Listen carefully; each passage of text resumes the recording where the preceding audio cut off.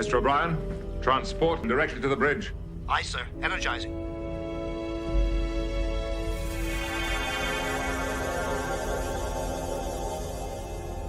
Security team to the bridge. Belay that order, Lieutenant. I just wanted to thank you all for your support. It's been fun. From the StreamYard Studios on YouTube, this is Jeopnerdy. And here's your host, John DeMarco.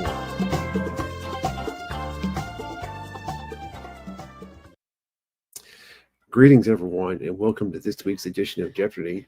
We're glad you're here, and joining us, as always, is our co-host, Professor Brainy Specs. Here, late, but at least we're here, right? It's good to see you, John. Good to see you, too. Thank you. And it's good to see everyone in the chat. We had quite a conversation earlier. We'll say a quick hello to everyone, and we'll go ahead and get started. Let's see. So much conversation, I can't even scroll all the way back. I believe Anna was the first one here earlier, so glad she was able to stop by. We'll say welcome also to Line, who apparently has been watching, but they're chatting for the first time, so it's good to see you. Greetings also to OmniCast, who, if I'm not mistaken, is our returning champion. Greetings also to Mercer. Welcome to Thomas Spots, Gap After Dark, Brad Wolf. Good to see all of you. Welcome Planet X and Squirrel Girl. Nice to see you as well. Welcome Arabic. Good to see you. Hopefully I'm not missing anybody since I lost part of the chat, but if so, I apologize. And we are glad you're here. It's good to see everyone. Yep. As you may have noticed, we have the link posted at the top of the chat. If you'd like to play this evening, we have a couple of contestants backstage, but there is still one spot available for the first round. So if you'd like to join us, you can go ahead and click on that link. Also, while we're waiting for contestants, it's probably a good time to mention, if you hadn't seen the announcement I made in Discord earlier, starting this week, we're doing 2 rounds instead of the usual 3, at least until we get a more active, shall we say, stable of contestants. Recently, we haven't been having too many people wanting to play recently. We decided to reduce it to 2 for the time being. And hello, Mercer. It does look like we have 3 contestants backstage, so we can go ahead and bring them up for round 1. That means, of course, there will still be spots available for round 2 a little bit later on. So let's say hello to Omni, to Mike, and Planet X. Greetings. Hey, fellas, how are you? Hello. We're here, despite some Minnesotian interference. So, Jeff, you're claiming you were drugged and abducted, or just... Yeah. Okay. I'm lucky to be here. Okay. You were taken into a subspace layer, or you were put in like the back of a van and being driven up to Minnesota? I'm not sure. It's all hazy. Got it. Okay. It's very, very, very foggy up here in my head. Well, I'm glad Section 31 recovered you. So, welcome back. And, you have friends 31? Behind enemy lines here. Oh, I'm glad for that, Planet X. Thank you. I didn't realize I was muted. Hello, everybody. Hey, Mike. Hello there. I know, right, Brad? Those darn Minnesotians. So, is the Cabal Section 31 itself, or are they an offshoot of Section 31? Well, I was just reporting that Section 31 sent a Crackerjack team to retrieve the professor. So the Cabal was hired by Section 31. No. The Cabal either attempted to drug and abduct the professor, and the Section 31 team recovered him from them. You see? I see. Yes. Okay. Yes, it's an elite strike force. I can't really go into it, but mission accomplished. They got him back. Did it require the Hasselhoff and a intelligent car, or we can't really disclose our assets, but it's possible. It's quite possible. Understood.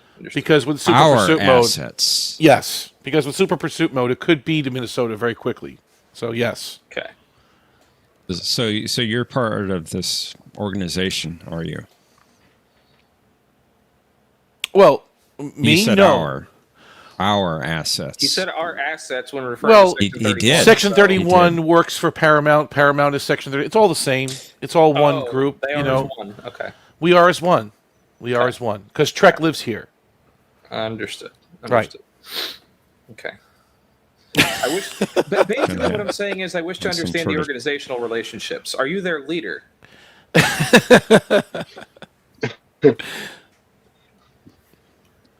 Squirrel Girl's here behind me in enemy lines also.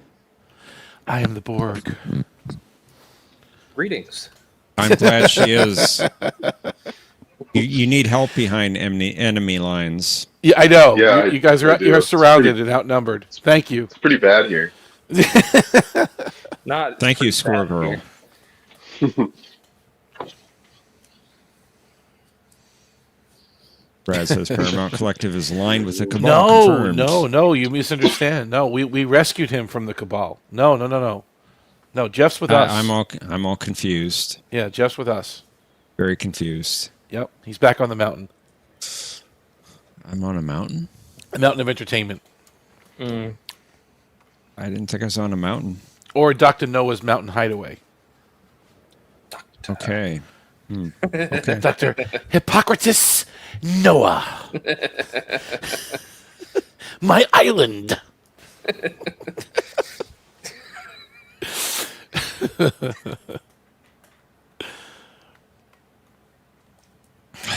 Maybe my memories will come back. I don't know. We hope so. We hope so. Maybe getting the game started will help with that too. True. A distinct possibility. All right. I think he's signaling that we should start the game. Are you ready, John? I'm ready. I suppose. Planet Didn't do X? my homework this week, but that's okay. We're gonna wing it. Do it live. Well, I didn't do all of it. I did some of it. Thomas is asleep. That's good. At least the Z key still works. It's nice to Yeah. see. Is Patrick asleep? Must Yeah, be. possibly. I messaged him, but Rip. Gap's asleep too, so Yeah. it's spreading. All right, gentlemen. Let's play all right. Jeopnerdy.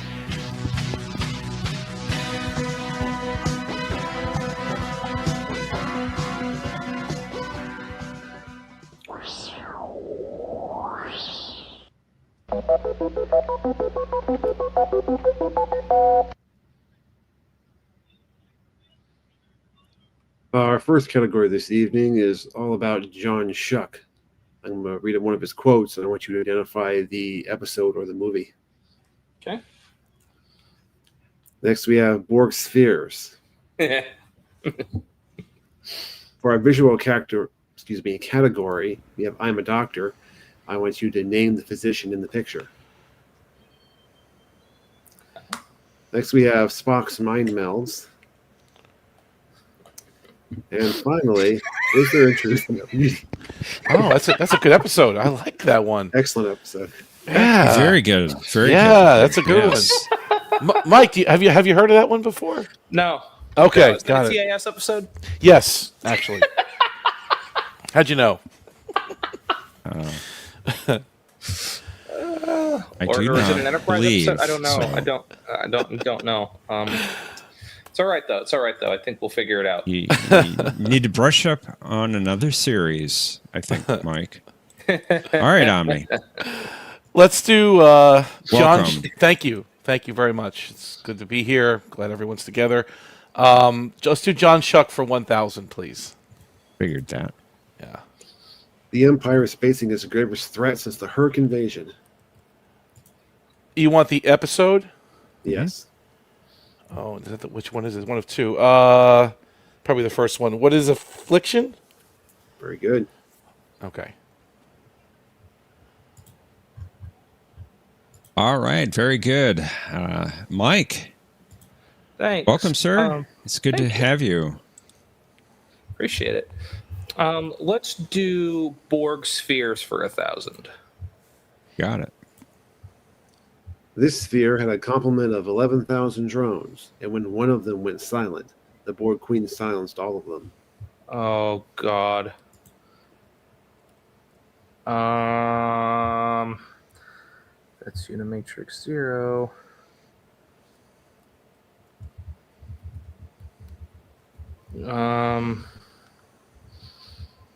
It's not 634 because that's a different one.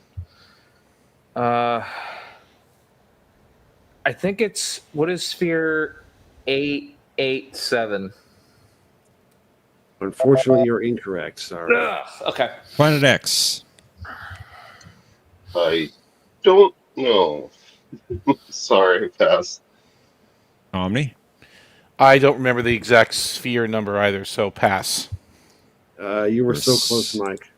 It was 878. Wow. Oh, wow. All right. Better luck next time, Mike. Planet Okay. X, welcome, sir. It's good to see you. Glad you're here. Thanks. It's your first turn. How about I'm a doctor for 600, please. Oh, no. Wow, you nice found pick. the Big daily money. double right off the bat. You have no points. You are 2,000 off the lead, and you can bet up to 2,000 points. How about we just do like 400? Okay, for 400 points.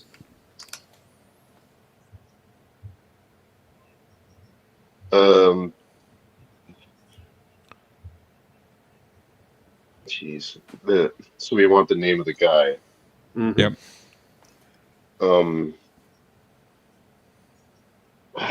Man, as soon as you say it, I'm gonna know it, but I can't get it out. So I don't know.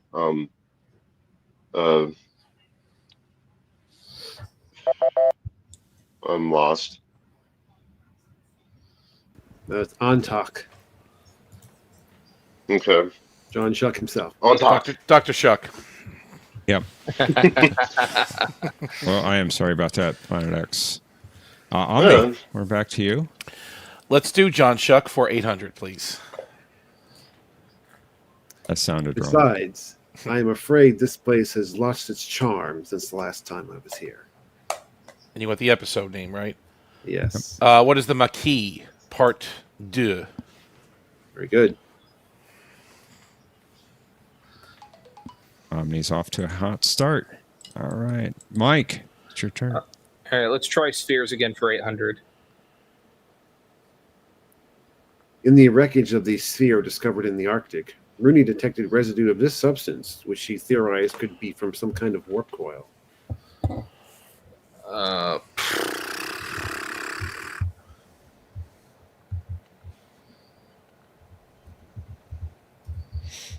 Gotta think.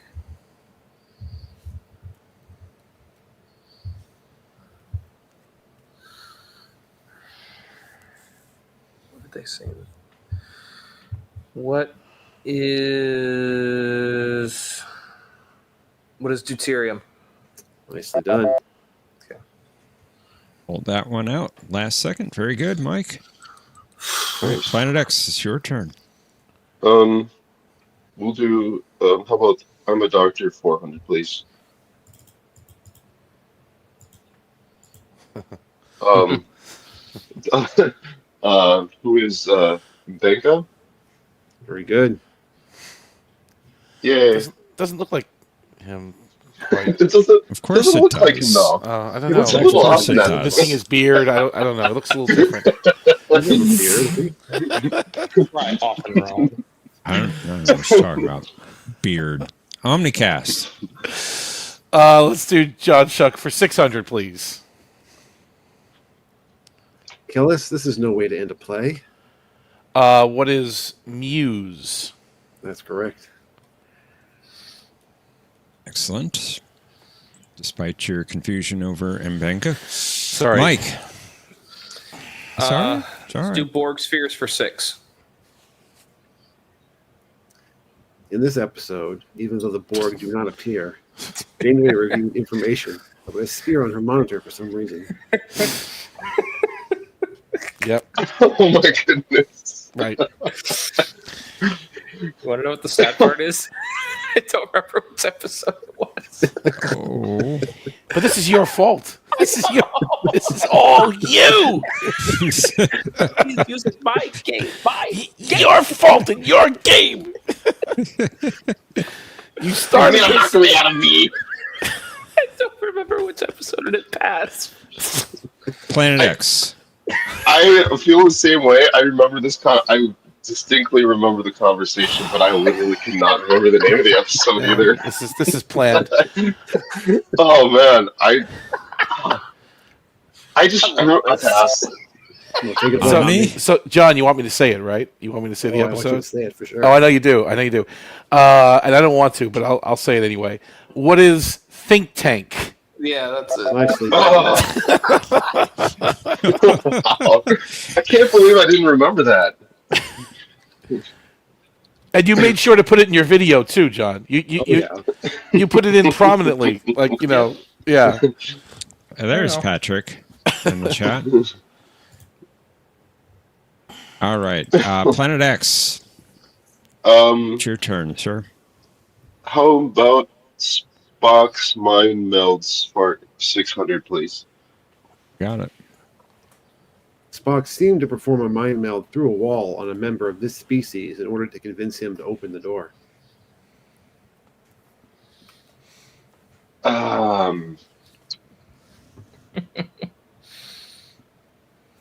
Wow. This is Mike's fault, too. Yeah, I was just thinking the same thing.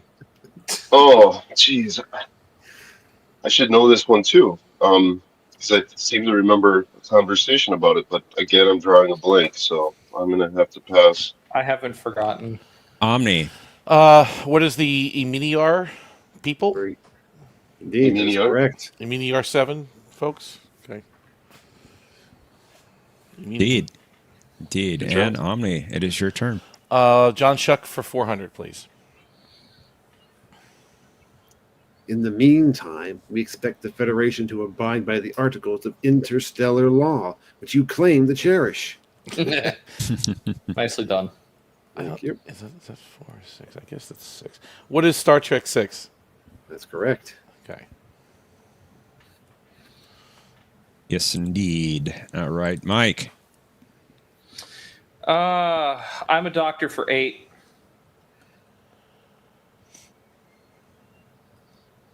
You want the name of the doctor, right? Yes. That is Dr. Marr. Or who is Dr. Marr? Very good. Can you say it like Rennie? No, I do not believe he would have been happy. Very good, Mike. Planet X, it's your turn, sir. Is there in truth no beauty for 600, please? That's hard to say, isn't it?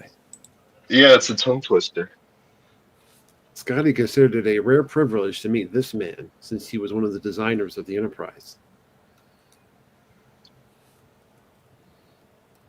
The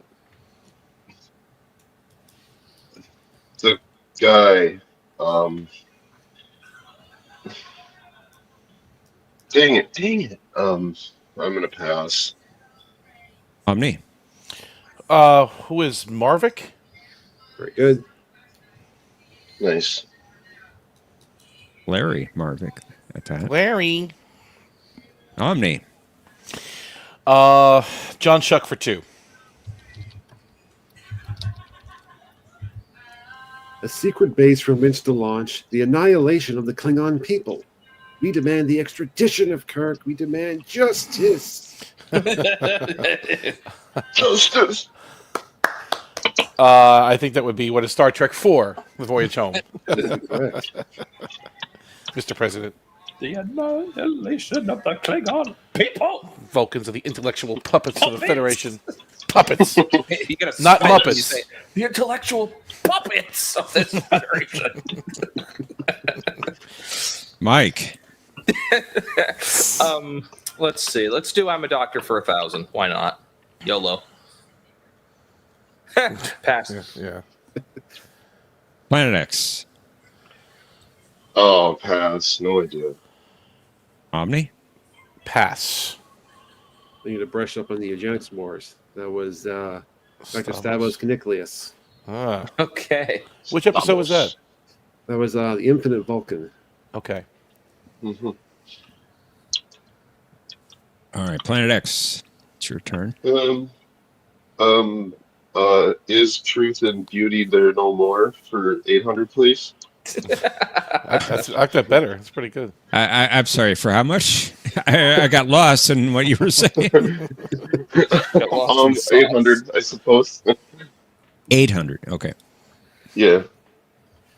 Like the Vulcans, Miranda viewed violent emotions as a kind of insanity, and she considered this emotion as the worst of all.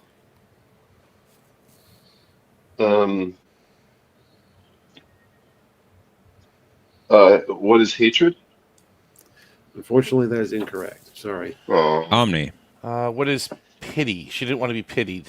That's it. oh, yeah. And it's your turn, Omni. Let's do. I'm a doctor for 200.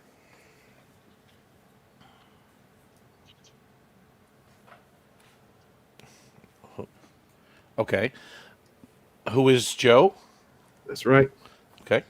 30 years to come up with it, but that's the thing. Best he could come up with in 30 years. Joe. Joe. Mellis. Mike. Joe Let's Schmullis Schweitzer. do spheres for 4.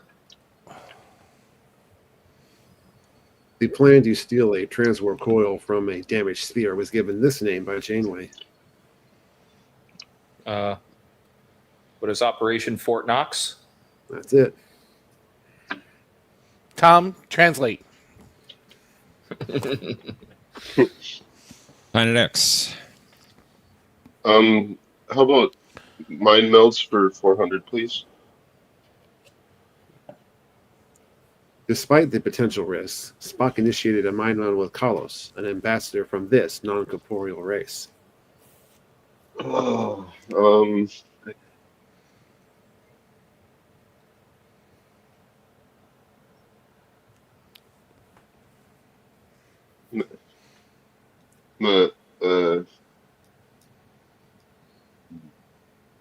well, no. I want to say it starts with an M, but I can't recall. I'm gonna pass. Omni. I hope Mike is listening. He is a member of the Medusan. Oh, you son! Well Dang it! done. I knew that one. Who's that? Medusan. I Ambassador don't know what Kalos. I don't know what that means. He's an ambassador. I don't know what that Of course It you don't. represents another species. Ambassador in a box. Okay, and Omni. Let's do Borg spheres for 200. Finish it up. Spheres could operate independently or could be stored within these larger vessels. What are cubes? You got it. Excellent. Mike. Food cubes. Mind melds for 2. Thanks to a mind meld, Spock learned that she was pregnant. Who is Gracie the whale? You got it. Gracie is pregnant. Don't jerk me around anymore. I want to know how you know that. Planet X. Is beauty, truth, and there no so far as there? And, Every time you said it's been different. It's really good. It's pretty impressive. can I do 400, please? Yes, you can. Spock noted that Dr. McCoy still subscribed to the outmoded notion of the ancient Greeks that what is good must also be this.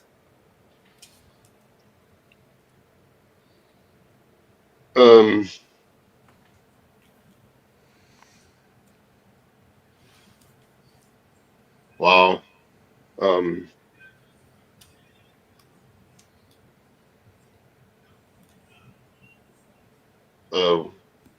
What is logical? Jeez, that's not going to be right. Sorry, that's not it. Omni. What is beautiful? There you go. Yes, indeed. And it's your turn, Omni. What is 1,000 for is there in truth no beauty? When Spock/Kalos quoted Miranda's namesake from The Tempest, Dr. Jones gave this response, which was the next line in the play. Miranda, Tempest. I don't remember. He did quote it. I don't remember what he said. Pass. Mike. Pass. Planet X. I don't know. Pass. Said, what brave new world has such creatures in it? To which he said, 'tis new to thee. Oh, okay. I didn't know that was from The Tempest. Mm-hmm. Yeah, I didn't even make there even the Miranda connection too, because that's pretty interesting. Okay. All right, Mike, it's your turn. Mind melts for 8, please. When Spock mind melded with Kirk after the encounter with Flint, the Vulcan spoke this single word.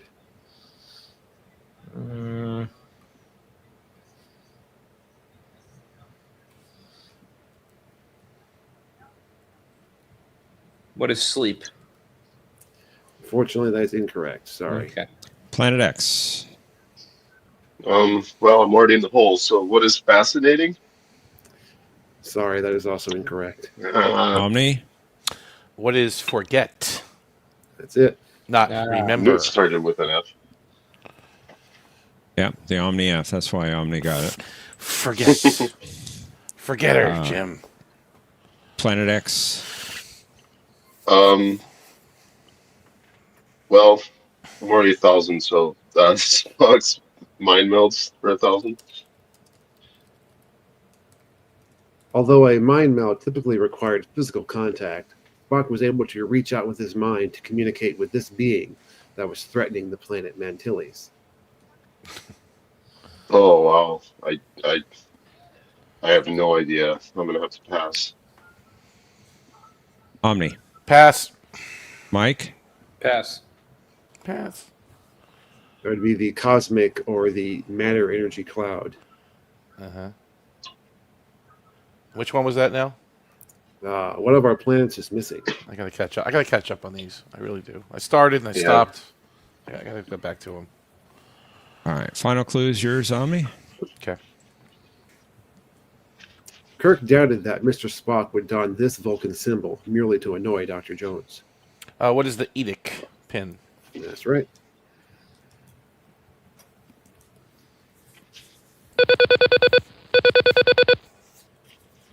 All right. I'm going to put the link to Just Buzz in the private chat. And sorry, Planet X, you will not be able to play Final Jeopnerdy. By a long ways. Omni, Mike, let's head to Final Jeopnerdy. Consider how much you'd like to wager based upon this category. Do no harm. No kill eye. No kill eye. That came to mind when I saw it.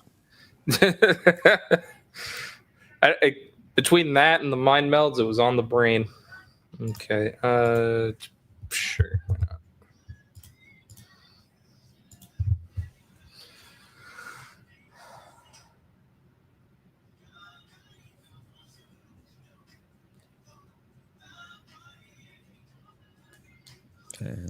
Omni? Sorry, my number lock was unlocked. There you go. Your number lock was unlocked.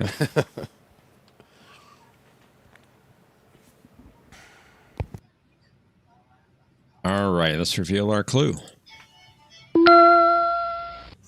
This race had their own version of the Hippocratic Oath, as evidenced when Dr. Burrell explained that, even if the Chancellor himself called, he would follow his oath to do no harm. Players, you have 30 seconds. Kapla!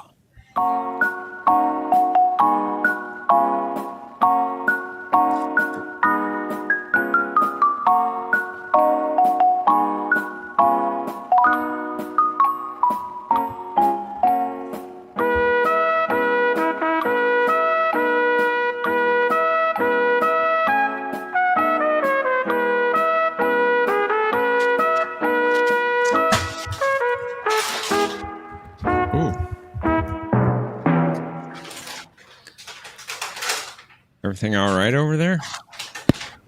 I don't know. Yeah, we're good. Okay. What you snacking on, love? Granola. Granola. Frank's. All right. Thanks. Mike, It's good. you had No, thank you. you had Okay, so 2,600 it's points entering Final Look, Jeopardy. What was it's your not response to the clue? It is Malcorian. That's correct. Nicely done. Very good. And your wager, sir? You bet it all. Doubling your score to 5,200 points. Very good. Omni. Impressive 11,400 point lead. Your response to the clue was? They're Spelled it wrong. Malcorians. Yeah, it's just off by one letter. It's close enough. Okay. Thank you. And your wager, sir? 3,600 points, giving you even 15,000 points. And that is enough to be the champion. Thank you. Congratulations. Thank you. I don't know. I couldn't help but feel like John was trying to tell me something in that game. What makes you think that? Did you feel messages coming your way? You know, And I thought the spheres was going to be a visual for sure. I thought John was going to torture us and just show a picture of a sphere and say, name the episode or name. I was waiting that for would have it. been easier. Would it? I don't know. I mean, maybe. You know, you get some clues from the background or something. Fear But debris in the Antarctic. I mean, there's Well, only that one one- episode that could be. that's easy. But then the other ones, I mean, you know, they're spheres. Well, I mean, some have damage, some don't. But I would say the one on the laptop, no one would forget, but here I am. that's I true. forgot it, so. That's true.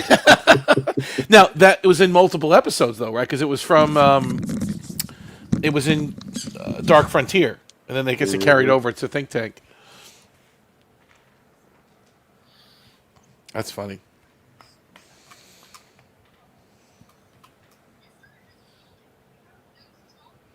Yeah, I was waiting for it to be tortured on that one, but that was good.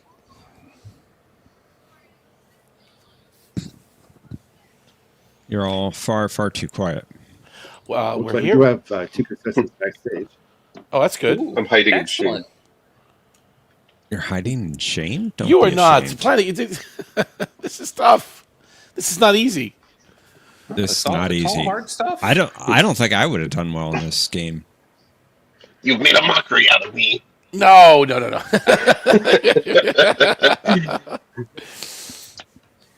No, that's what the wheel is for. The wheel makes mockeries out of all of us, especially when it clicks backwards one frame. Did you see it? Did you see it too? Did you catch it?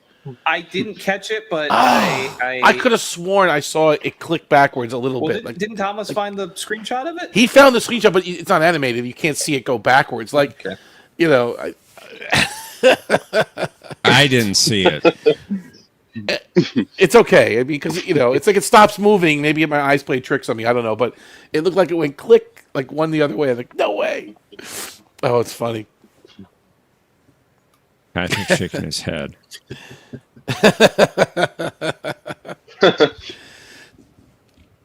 I told Thomas to fix the code.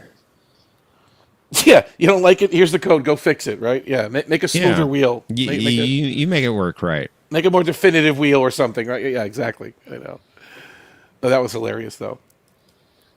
And I was even telling Patrick afterwards, I was chatting, I said, this wheel is much smoother and much less scary than that other wheel that we had on the first version. And let's be honest, right? I mean, that one was a more frightening wheel, the first one that we had. They're all frightening when Patrick's at the controls rigging it, but Break is at the helm. Ooh. Shots fired. You have to ask Thomas for the timestamp because he found it in the video. Patrick says, and yet the complaints are still there. Well, Patrick, but that's the fun. Isn't that like that's, you know. What's the Zachdornian word for complaint? Fun. Like that's the cellular peptide cake. What is it without the mint frosting? The mint frosting is the complaints. Exactly. Right? Exactly. You could just have plain cellular peptide cake, but it's not the same. You need the mint frosting. Patrick says, yeah, fun. How quaint. How quaint.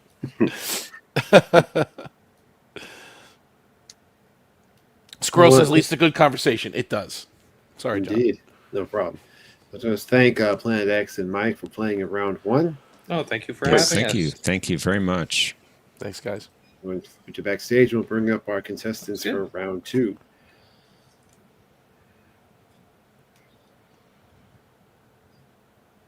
See you later. Let's welcome Bortus and Patrick to our stream. I always Doing? wanted Bortus to play this game. Mustache Bortus? Okay. Are you smoking cigarettes, Well, Mercer? The lieutenant said I would look good in the mustache. You will be silent. Are people talking about it? Can you eat a cactus or something? Can you eat glass or what? I can eat almost anything except Yaffet. He gets a stomach ache when he eats Yaffet. That's true. He does. Yeah, don't eat your colleagues. I'm experiencing digestive discomfort. Well, better than brain discomfort. I So, managed to Patrick, be late. your time changed in Europe, and what happened? You didn't set the clocks, or what? A time change in my advantage, and Okay. I still managed to fall asleep, not have it anywhere on the brain, and then just Well, at least you No, were not abducted and drugged. wow. What happened to you then? Oh, you'll have to watch the I'm beginning trying, of the stream. I'm Yeah. trying to figure it out. It's all hazy. No, Professor was he was missing for a while. You know, if the Borg abducted a Mocklin, they could eat almost anything. We had to send a special Section 31 strike force to retrieve the professor. He was What do you think he about was that? abducted by the Cabal. Well, we can simulate Bortus. Yeah, why not? SDS? What is SDS? I don't know what he's talking I about. think it's derangement syndrome of somebody name that starts with an S that lives in Minnesota. I don't know anyone that lives in Minnesota. I still don't get it. You guys tried to explain it to me, but I've given up trying to figure it out. I'm still trying to figure it out myself, so. I want to put an avatar of Bortus in his Elvis outfit later, but not right now. when he got up on stage and was Elvis, that was very funny. Cinnabon? I did never mention Cinnabon. Thomas, what are you talking about? No, that has to do with it.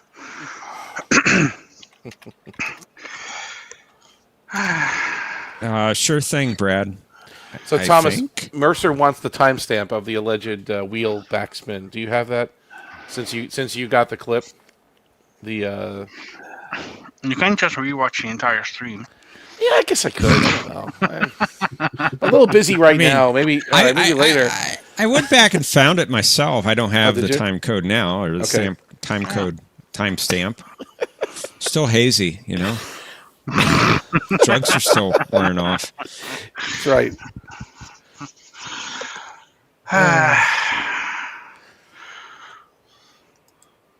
No, it's that my automation still woke me up at the new 3 a.m. Otherwise, I would still have been asleep.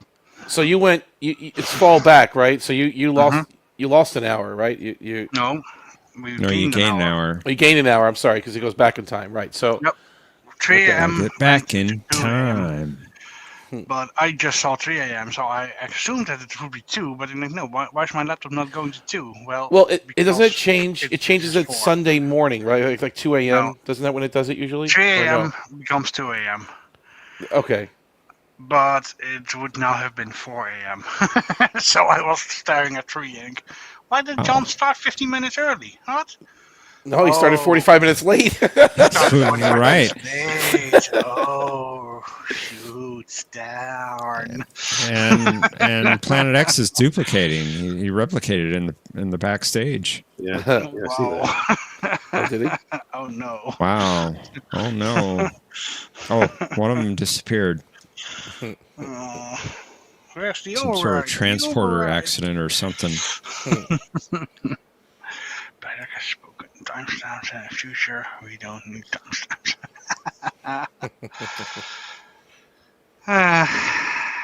Oh wait, before you start, hold on 1 second. I was just about to start. No, wait, just one more second. I promise it will be worth it. Oh wait. Give me one more second. It look worse for you. It is worse for me because I also forgot to do my homework just because of the sleep.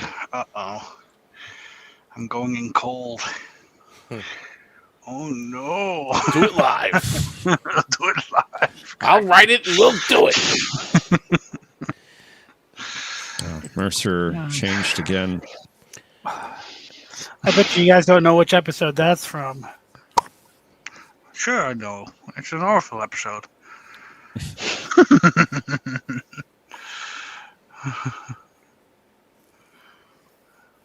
No, Bert, I did not have anything to do with the disappearance of the professor.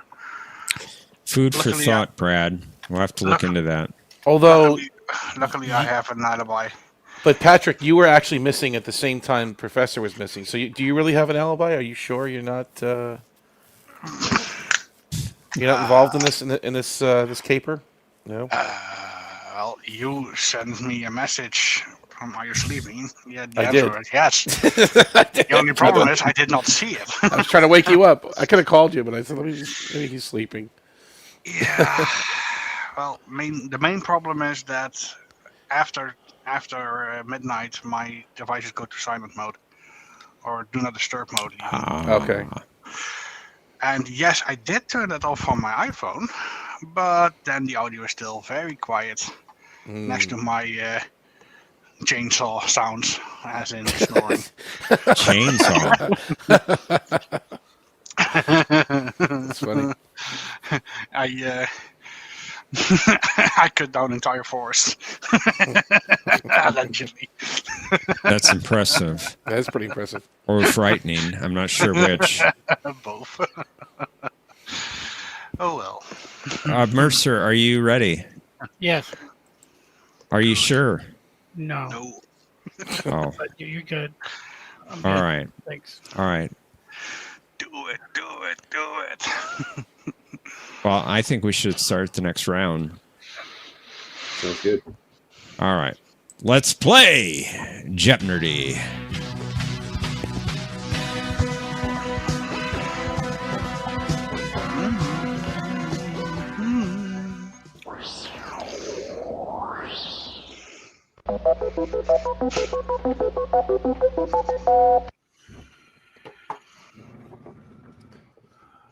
The first category of this round is episode initialisms. What that means is I will give you the first letter from each word in an episode name, and I want you to identify the episode. Wow. Oh no. Botany Bay. Oh, yes. Next, we have non-Borg spheres. Okay. Excellent. I see where this is going. Okay. The visual category, we have rocks into Was Borg replicators. Swedish? In this one, I want you to identify the engineer. Oh, nice. Is Borg Swedish, by the way? Sounds like it. Other mind melds by people other than Spock, I mean. And then we have Course Oblivion. Ooh, good episode. Is that a Prodigy Voyager. episode? Nope, Voyager. Voyager. All right. Omni, welcome back again. Thank you. Returning champion. You go first, sir. These are all interesting. I Let's like do. the third category title a lot. What you would. Yeah, it's a good episode. One of my favorite lines. Let's do Course Oblivion for 1,000. Silver Blood. 10 months previously, the ship had been forced to land on a Class Y planetoid in this sector which was possibly named after one of the species involved in the Voyager encounter. So you want so you want the sector of the planet, of the demon planet, is what you're saying? Yes. Oh, I don't know. Pass. Mercer. I'll be passing, but I think we already said the answer. Patrick. As if I would remember sector number. Duh.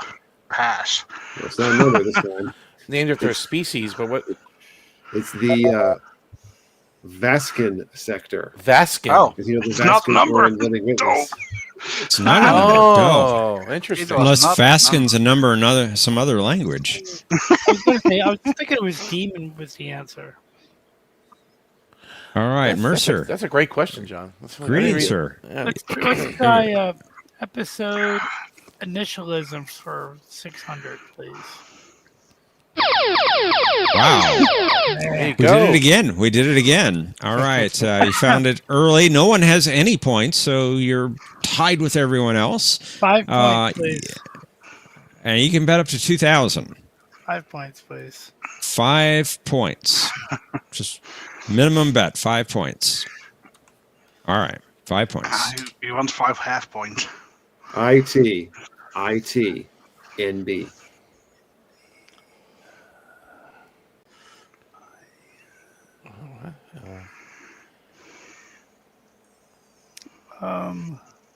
What is Tearcaker?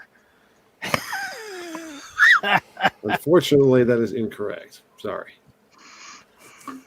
That was, is there in truth Oh, no okay. I get beauty? it now. Oh, I couldn't think of it, so I just figured I'd answer with something. why was I thinking at Battlefield for the last name in that episode name? Wow, that's strange. I'm misfiring here.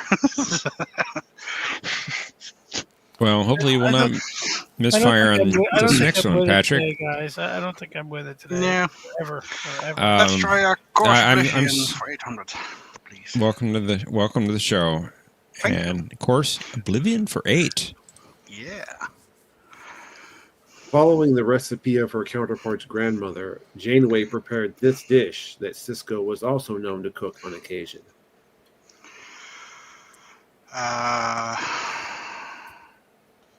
What is... What is jambalaya? That is incorrect. Sorry. Yeah. Omni. What is chicken paprikash? You got it. That's it. That's the one. Chicken Good job, good. OmniCast.net. .net. Don't forget the net. .net. Yes, of course. OmniCast.net. I don't like the initialisms category. I'm gonna stay away from there right now. Let's stay with Course Oblivion for 600. This is a tricky one. Yeah. Chakotay pointed out that possessing this quality was no good if they weren't alive to experience it.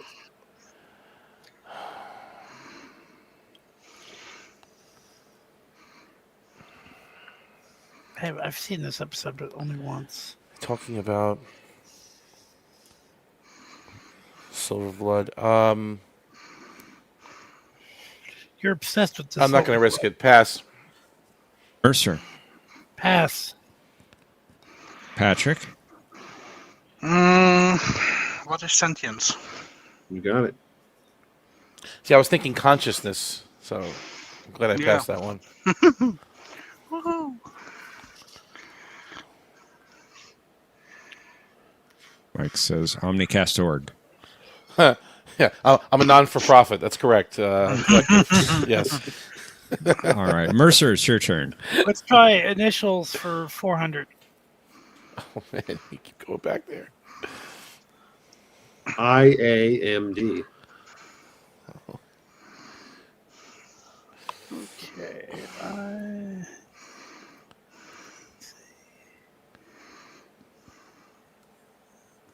Gotta think.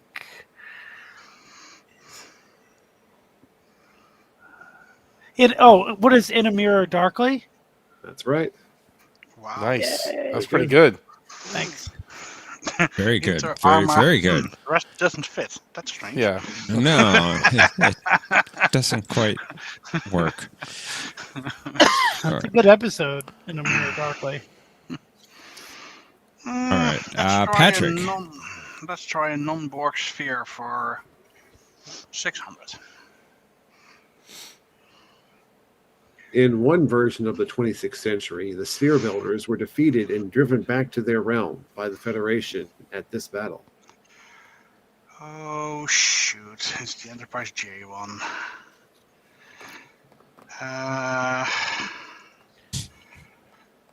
What was that called again? What is the Battle of Procyon? Very good. Okay. Close enough. 5. Yes, 5. That's the proteon or protein.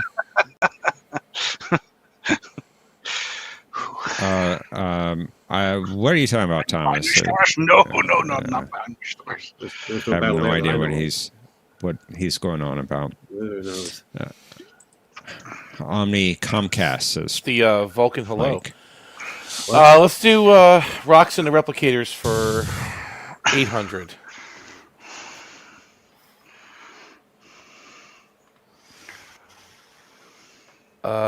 You want the? I'm sorry. Do you want the name of the episode? The name of the engineer? What do you Name want? of the name of the engineer. Uh-oh. What's his name? I don't remember his name. I do remember his name. I don't remember his name. It's not Cosimo.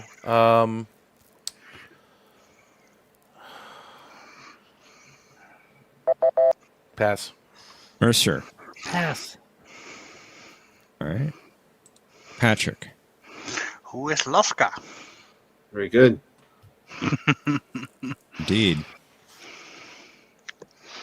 Well Looks done. like it looks like an abbreviation for another episode. Exactly. Good episode. Distinct possibility. Mercer. Let's Your try turn. 800 for an episode initialisms. 800. TOS.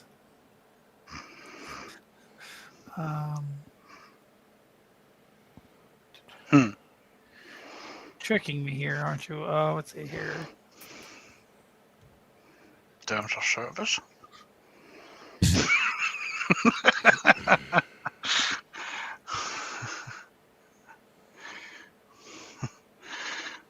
Pass. I can't figure it out. Patrick. I have no idea. Pass. Omni. What is thine own self? Oh, It is. Very good. I didn't get further than those old scientists, and think, nope, that's not from a I series. kept That thinking the original series, and the original series kept coming up in my head. Mhm. Squirrel Girl says the odd series. All right, Patrick. Let's try another Rocks into Replicators for 600, please.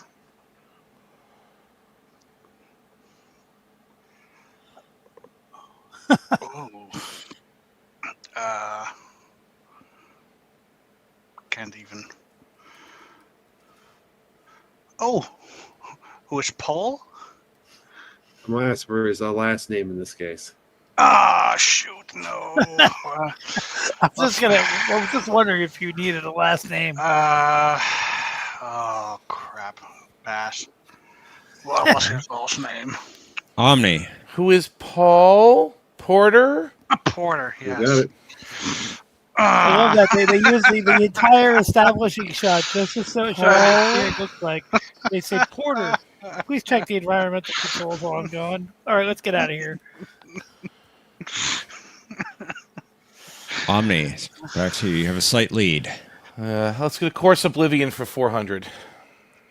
This episode again.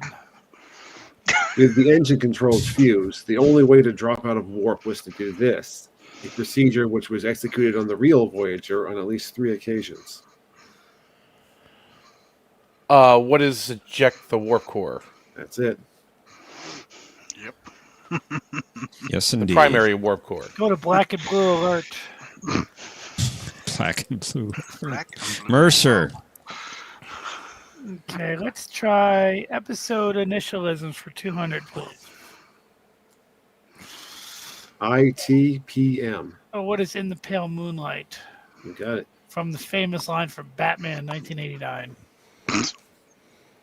True. It's from Batman 1989. Sure. You ever dance with the devil in the pale moonlight? That's what it's from. Patrick. 800 non-Borg spheres, please. For 140 years, Dax had been trying to solve this puzzle, which involved using neural theta waves to turn a sphere into a solid color. Oh, I remember that.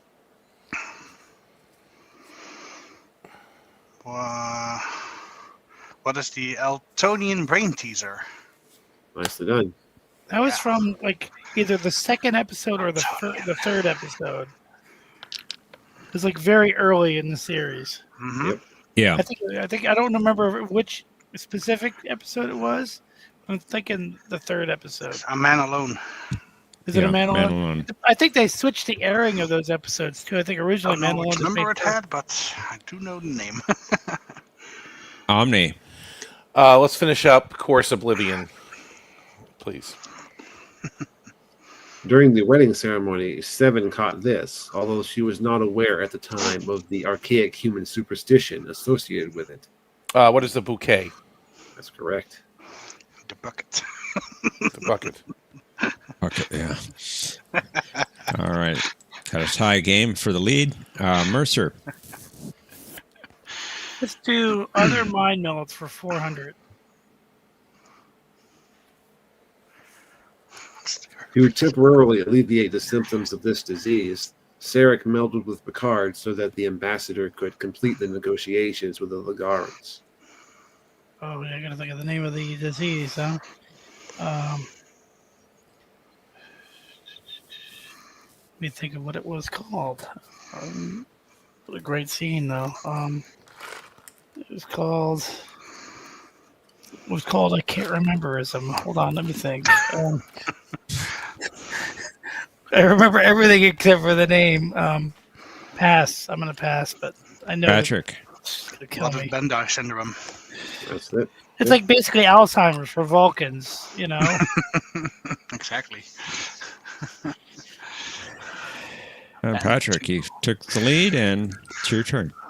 Ooh. Good job, Patrick. Thank you. Well, let's try the other mind melt for 800. Why not? When Siren melded with Archer, he spoke this Vulcan word that means remember.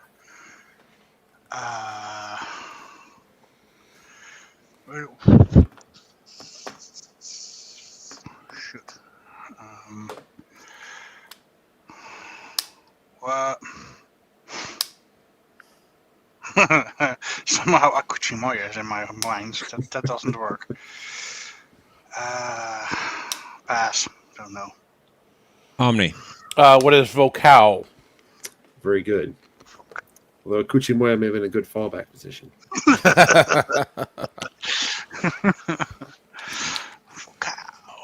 Omni, you have taken the lead again. And it's your turn. Let's do non-Borg spheres for 400. 4,000. This machine seemed to have a programmed defensive sphere, with any energy source entering that field being subject to attack. Pass. Mercer. So Programmed an energy defensive field. Pass. I'm not sure what we're talking about, but I'm also Patrick. it's a very good question, but I do not have an answer. Pass. Wow, thought you always nobody had an got answer. this. I didn't know what you were referring to. Yeah. I love this clue, and I'm sure Okay. Mike loves this clue as well. It's a planet killer. I knew it, Mike. I knew it. I knew was it. thinking of the You mean Doomsday Machine. Doomsday Machine? Is that what you're talking about? Yeah, the Doomsday It- Machine. Oh, okay. Program descends Oh, and the sphere. planet is I thought it sphere. was that, Duh. but the question was so weird that I couldn't. Okay. figure it. And the All right. planet It's is sphere. the exact line that Spock said. Mhm. All right, Wow. Mercer. Let's try other mind melds for 200. Sarek's mind meld with Kirk determined that Spock had not transferred this to the Admiral before his death. Oh, well, what is his Contra? That's correct.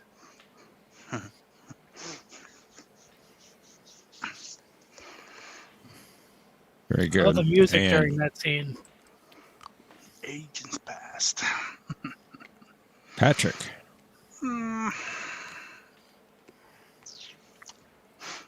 Let's try 400 for the rocks and replicators. Rocks into replicators. Who is Sonia Gomez? You got it. I see an F herself. My ship, your ship, this ship, to the best of my I ability. shouldn't even have this in engineering. I have it's all the food over you. replicator there. It's Omni. all over you. Yes, Let's it's do- all over me. Let's do episode initialisms for 1,000. Let's get it out of the way. Ooh. OOOPIM. Give you extra few seconds on that one. I knew you were going to animated series. So, what is one of our planets is missing? Nicely done. Didn't It need actually him. wasn't too I bad. know you were just saving it for the 1,000. I know it was just sitting there, waiting. I actually might have got, even though I've never watched the episode, I might have actually gotten that one. I might have. I can't. Very, very good, Omni. Mercer. Let's try other Vulcan mind melds for 600. Over the course of DS9, this was the only episode in which a mind meld was used. What is Field of Fire?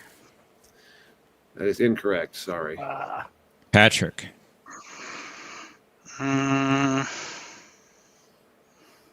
That's a very good question.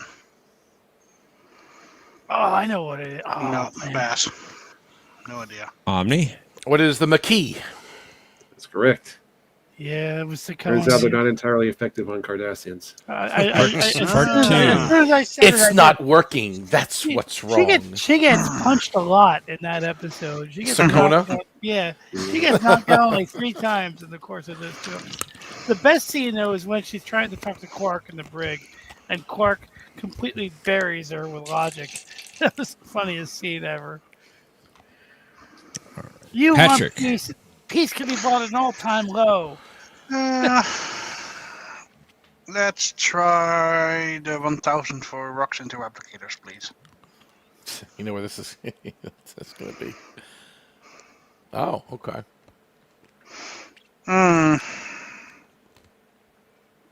Shoot.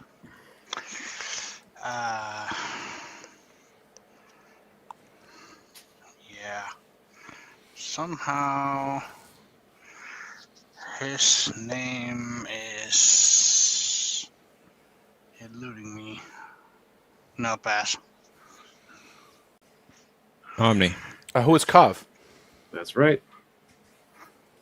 Luckily, I didn't say because I wanted to say Kos, and think, no, that's not Kos. Kosh. No, We are not Kosh. Kos. We are all Kosh. Nice. Kov for the V. You do not understand. No, I don't. Omni. It's starting to sound like a Vorlon. So let's pick my poison here. Do I go with sphere? Excuse me. You know they're both going to be difficult. All right, let's do non-Borg spheres for 1,000. According to Lucian, Yep. every member of this race was always alone in his sphere of knowledge. Well, I know the episode, but I don't remember what they were called. It was, well, I'll just take a guess. I mean, the Megans 2 people? That works. Who are the Megans? You're the Megan. Okay. What episode are we talking about? The Magics of Megas 2. Yep, that's it. What is that? Very good, non-canon? Omni. Is that non-canon? It's very That's canon from and very TAS. animated. I like that. I like Lucian. He's cool. Mercer. Let's try other mind melts for 1,000. The only cure for Tuvok's degenerative neurological condition was this treatment, which required a mind meld with a compatible Vulcan, such as a family member. Oh. So you want the name of the family member? The name of the treatment. Oh, I don't remember that, so I'm going to have to pass. But thank you for letting me play. Of course. Patrick.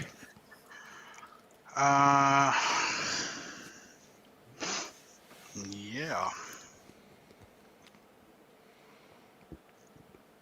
Nope, pass. Omni. I don't remember the name of the Vulcan ritual. Pass.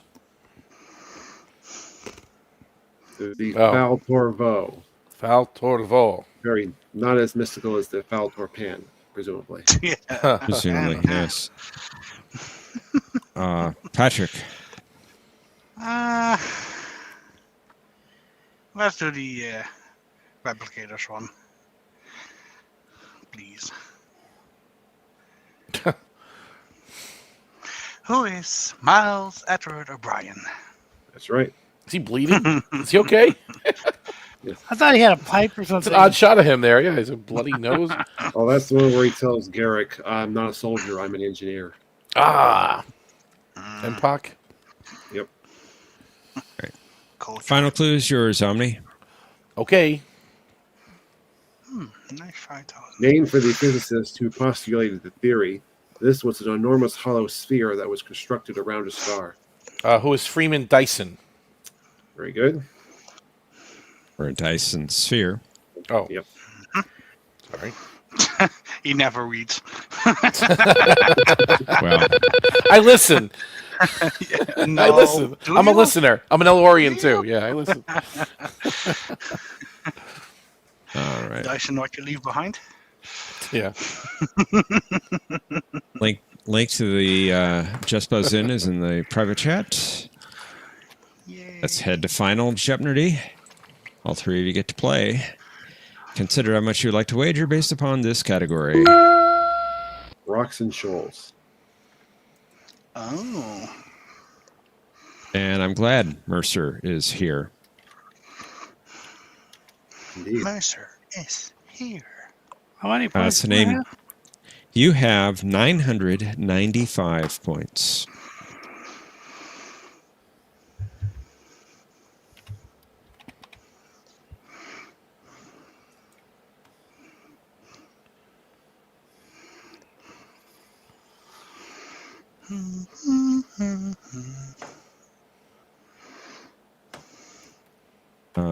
Mr. Puppet.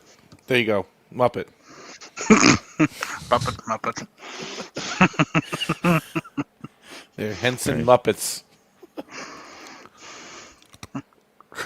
Is this the one with the Just- soulless minions of orthodoxy? Mm-hmm. All right. Here comes the clue. After he and Nog were captured, Garrick identified himself as this member of the Cardassian Intelligence Bureau. Players, you have 30 seconds. Kapla.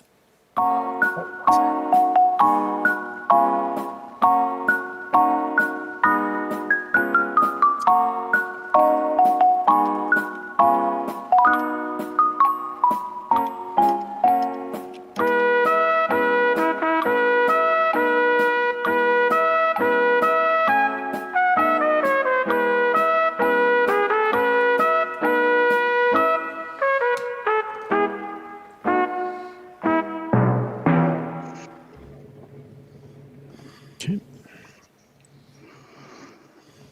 Let's get those responses in. Who's Buggy Bunny?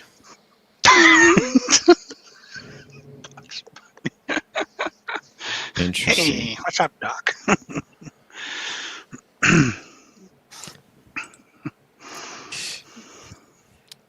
Mercer, you had 995 points on your final Jeopardy. What was your response to the clue? Come try. My favorite episode, and the name isn't coming to me. Thanks, John. Well, you're quite welcome. Sorry you couldn't come up with a name.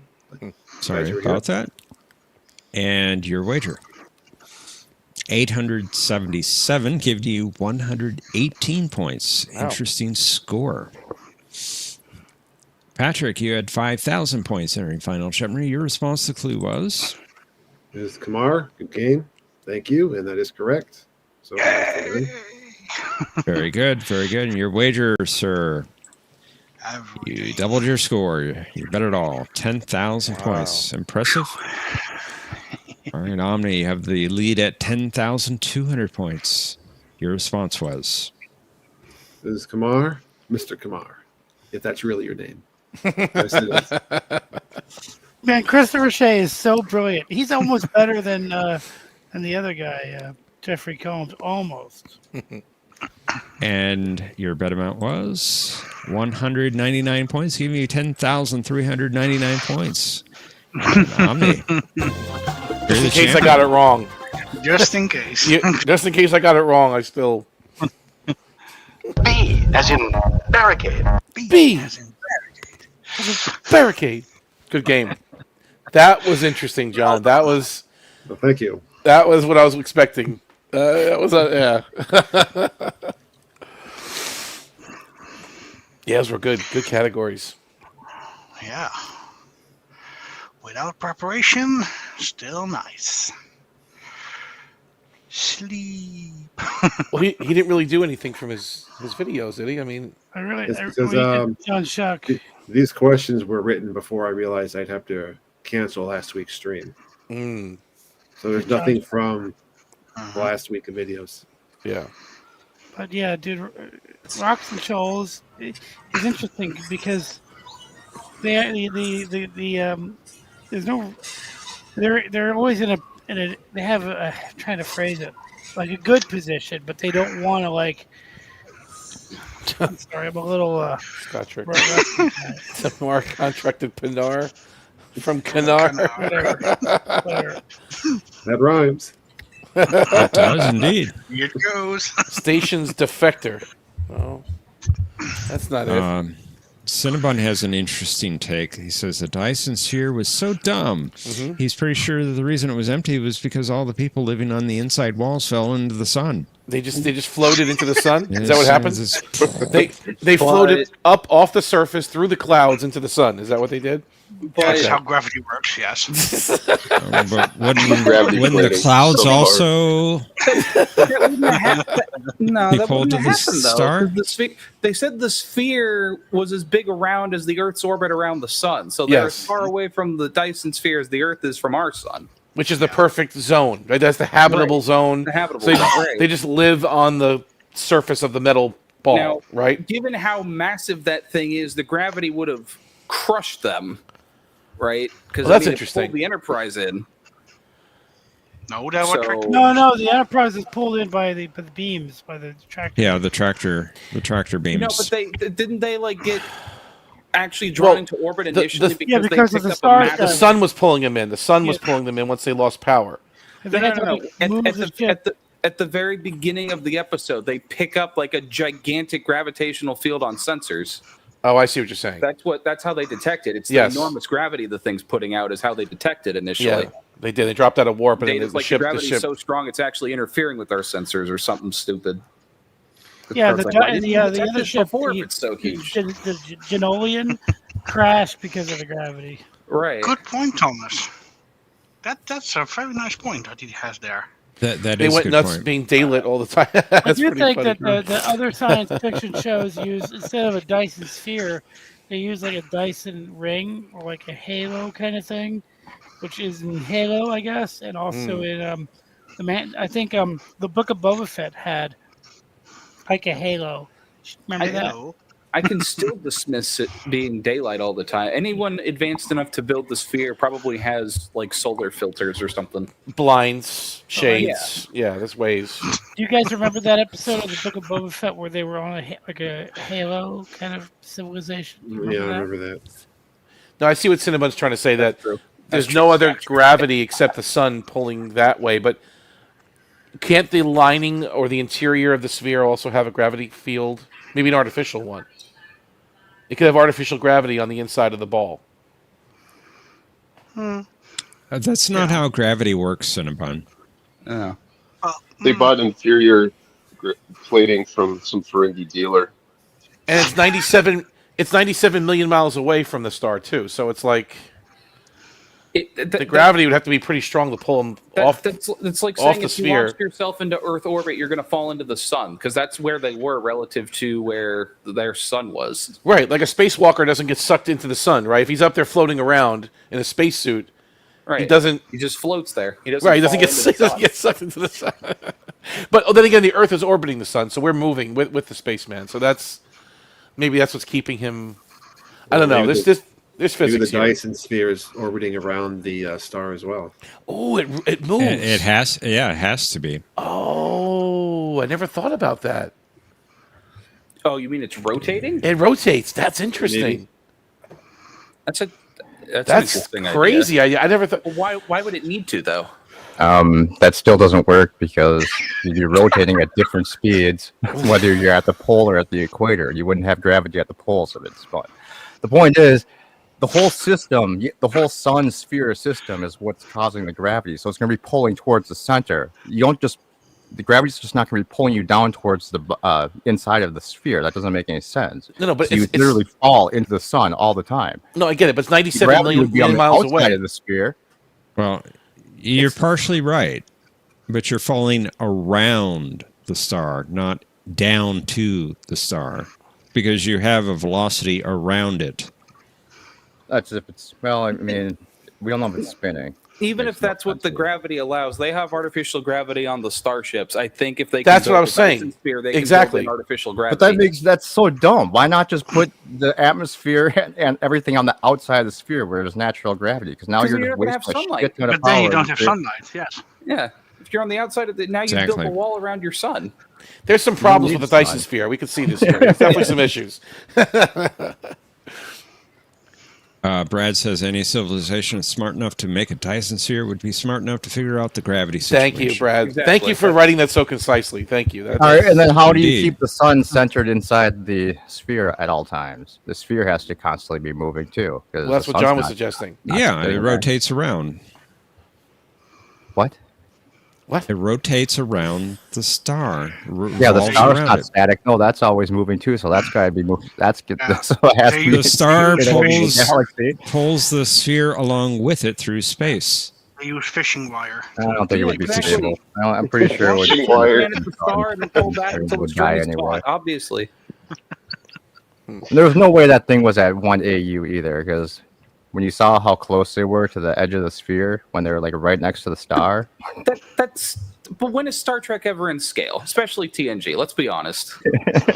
And that star was unstable. It could have expanded or gotten larger. We were just talking yesterday about tiny sphere. How that last shot in Generations actually showed the ships in scale for once. Like, that's a Trek problem.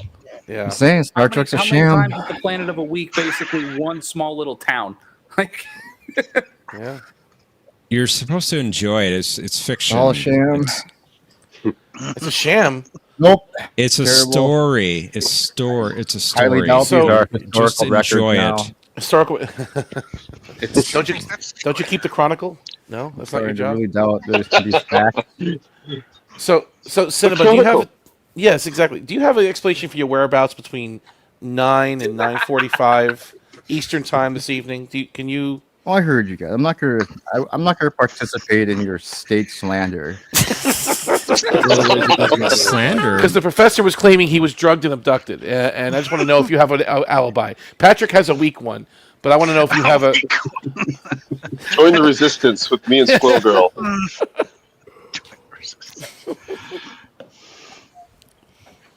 That'd probably be a good idea if you join Planet X. I and always Squirrel Girl. pass out. Behind enemy lines. I've been passing out the entire week on the couch. Likely story, you were home alone, Patrick. Likely story. Can anyone verify that you were home alone? No, okay. I'm not alone. You're not alone? Okay. My dad's home. Okay, all right. You have a witness. So there you go. You have a good alibi. Well, not technically, no, because he was also in bed, but... Okay. Eh. I want the truth. Is that clear? Is that clear? Brad says Bunny's involvement has just been confirmed. News at 11. News at 11. On ISN. Film at 11. Brad also says about June Lockhart. Yeah, she's sad that she went. Lost in Space. Lassie, Babylon Robert said it. 5. Yeah, exactly. Babylon. Yeah. She was great in Babylon 5. She had a good role. Who? June Lockhart. June Lockhart. Who? She played Billy Mummy's mommy on Lost in Space. Yeah, my Lost in Space is the new series and the 1997 movie. Okay. Never watched the original. Never watched the original. No. Wow. Okay. I know. It's good. It's actually really good. Culture barbaric, I know. Well, that's a funny series. That's a funny series. The first season was more serious. Right. I think I campy. And that got right? really campy. Yeah. Like real quick. Yeah. And the pilot's interesting too. Like it's different. Did you see the pilot, Professor? Like how it's a little bit. The ship is a different name. It's yeah. What do they call it? The Jupiter? No, they called it something else. The Orion. I don't know what they called it. A different name or something. I forget now. Yeah, it's been a while since I've seen it. It was weird and a little different premise. Okay. Yeah, I think yes, Brad. I think she did Yes. cameo. Yeah, in that movie. Yeah, That's she right. did. 3 or 4 of them did cameos. Yep.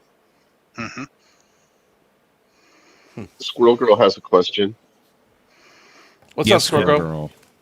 She wants to know if we saw an episode where Voyager was on a planet, and then they could see the little people walking around, and it seemed to be in scale, and there was a little shuttle. And she was asking, how is it possible that the Delta Flyer fits inside Voyager's shuttle bay? It's not, because Neelix's giant ship is taking up all the room. That's right, I forgot about that. Well, technically, the Delta Flyer would fit inside the shuttle bay, just wouldn't fit through the door. Through the doors. The doors. That was the problem. Yeah. Okay. I don't think any of their ships, except for their tiny Type 9 shuttle, could actually fit through the door. Yeah. Also true. Yeah, because they had a shuttle, whatever episode it was, they had a shuttle sitting on that back part right in front of the bay doors, and we were looking at it, and she was like, how would anything larger than that little shuttle even fit through? Magic. Yeah, that's a good point. Exactly. They only showed the shuttle bay once, and it was like a virtual set, wasn't it? It was. I mean, it's like a CG backdrop. What was it, Counterpoint? Yeah. I think, or what episode was that? you saw Tom working on a shuttle, but that was like in an auxiliary shuttle bay. Like that was like in a lower part of it or something, right? Like a. And there's supposedly a pit in there, but you can never see it. Like when Tom was working on Alice, he wasn't in the main shuttle bay. He was in some kind of, like you said, like a pit, right? Yeah. But I think it's Counterpoint. Again, correct me if I'm wrong. When Kashik's shuttle flies away, you see Janeway standing there. Mm-hmm. And it's all CG, so it's not really a set. They never really built. Yeah, even that set. Kashik's ship is almost the size of the shuttle bay door. That's crazy. You're right. That's a large scout ship. Yeah, you're right. That doesn't make any sense.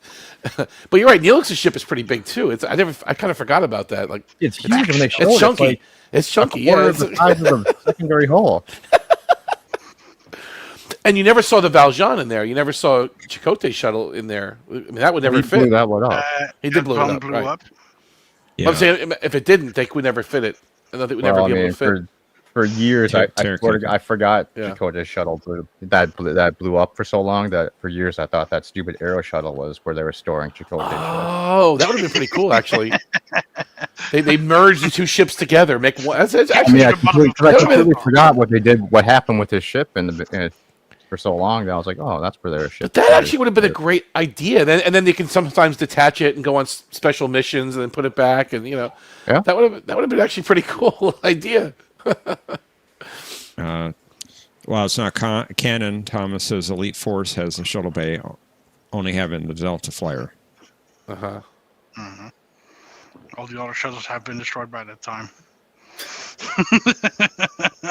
The Sacagawea and the other one, and with the Cochrane, and just kept replicating new ones. Oh, like in the cartoon, it's got the ship replicator, right?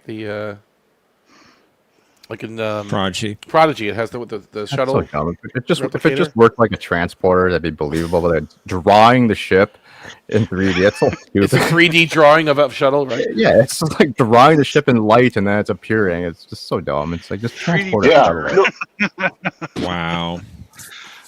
It's a shuttle printer. Yay! Because it doesn't even look like it's like drawing it out in any like logical fashion either. It's just like drawing random lasers. parts in. It's like So it's like, lasers. why are you putting the shuttle together like this? Yeah. Well, it kind of reminded me of what was a dead stop when that space station was fixing the NX-01. They would actually replicate things and put Yeah, it that in. makes And, sense. yeah, They, like, okay. beam stuff into place. Yeah. Your complaint was not recognized. It's not like using one of those stupid shitty 3D pens, like drawing the ship out. But this is something interesting too. Like we've heard in the series, they can beam a whole shuttle in and out. Yeah. They've done it multiple times on TNG, Nemesis. Nemesis. Well, that's right. We actually saw it in Nemesis. You're right. But we've heard it done on TNG. We've heard it done on Voyager. You can beam the whole shuttle up or out. That's pretty impressive if you think about it. Beam ship to the ship and ship it out of here. Like, yeah, Robert says I can think of at least twice in teams. They do it with. They say they're going to do it with Roga Danar before they just beam him on. For like fixed coordinates, we'll just beam the whole thing into a shuttle bay if we have to. And then I know they talk about it with Q when he steals the shuttle cards, like lock on to shuttle 1, beam it back Beam the into damn the thing bay. back in the. Yeah. Perfectly good shuttle. Yeah. Exactly. Robert says perhaps the Neelix ship is stored in the transporter system. That's what I was just going Oh. to say. It would make more sense if they just had that Transport pattern they buffer have for patterns of 75 all their years ships up where they to- can beam into place when they need them. So right next to Mbenga's daughter, like that, right? Yeah. Just keep him in stasis. Okay, got it. He's stuck in the. Why are all these shuttles in sick bay? Ervik Then- wants to know the name of Neelix's ship. The Baxial. Yep, that's Baxial. it. No. That is. Baxil. Not the Slovakia. They ate each other. Wasn't his sister's name Elixia? Well, that was the tether. The tether he named Elixia. Yeah. The tether thing. Where Tuvok gets into a WWE brawl on the roof of the of the tether of the shuttle thing. Take this. It's he gets thrown out of the Wow. ring. He gets thrown out of the over the rope. Stop it! How dare I still you? know why Spock couldn't get the phaser out of McCoy's hand. I have no idea. Spock is That man- 5 times stronger than a human, probably 8 times stronger than McCoy. He's so frail. 8 times stronger than McCoy, but McCoy evens it up when he's got the adrenaline and he doesn't want to kill his lover. You know, Stop it! his desire to protect Nancy just evens the strength. I won't shoot Nancy. Adrenaline. Or what did Quinn say? Vitamins does wonders for the body. Aside from a touch of arthritis. But why didn't Spock do that kick to his face like Riker did? That little like that leg kick right to the chin, right? He did that. It's like a jump kick. He did a jump kick and he did like a roundhouse, kind of half roundhouse kick. No, like right up to his chin twice. Yeah, that was great. They should have used the dummy.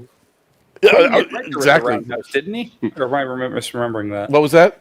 I thought Quinn hit Riker with Riker did the jump. Yeah, you're kick, right. and I It thought wasn't a Quinn roundhouse. hit with the roundhouse. It's like a switch kick, and then he did this other kind of kick to his chin. I can't describe it. Like he went from left to right with his foot. Right? He kind of did like a, Just do like Kirk kicking Krug. I've had enough of.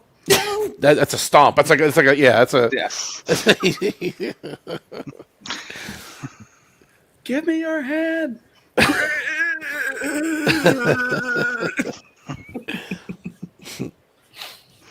Yeah, but Quinn took out Riker, Worf, LaForge, right? He took out all 3 of them, didn't he? And some ship doors. and Dr. Crusher had to phaser him. Yeah. And the doors, right? The styrofoam doors. Geordi went right through him, right? Styrofoam? Balsa wood? I don't know what they were. Styrofoam? Cardboard, balsa wood? I don't know. Cardboard doors. Okay. I thought Quinn was in Voyager, not in TNG. Oh, this is Admiral Gregory Quinn. The episode Conspiracy. Not Q Quinn, but Yeah, not the guy in the Jeep. human Quinn. Okay. The guy in the Jeep. But those doors on the Galaxy, one time you can hear through them, the other time they can't. You can hear Troy scream. However, when Data opens the doors, then you can hear his music. Oh, that's right. You hear nothing until the doors open. Yep. You're right. That's clever. Well, you could explain that one away. Computer activate soundproof force field around the door. Yeah, I was just thinking something like that. Yeah.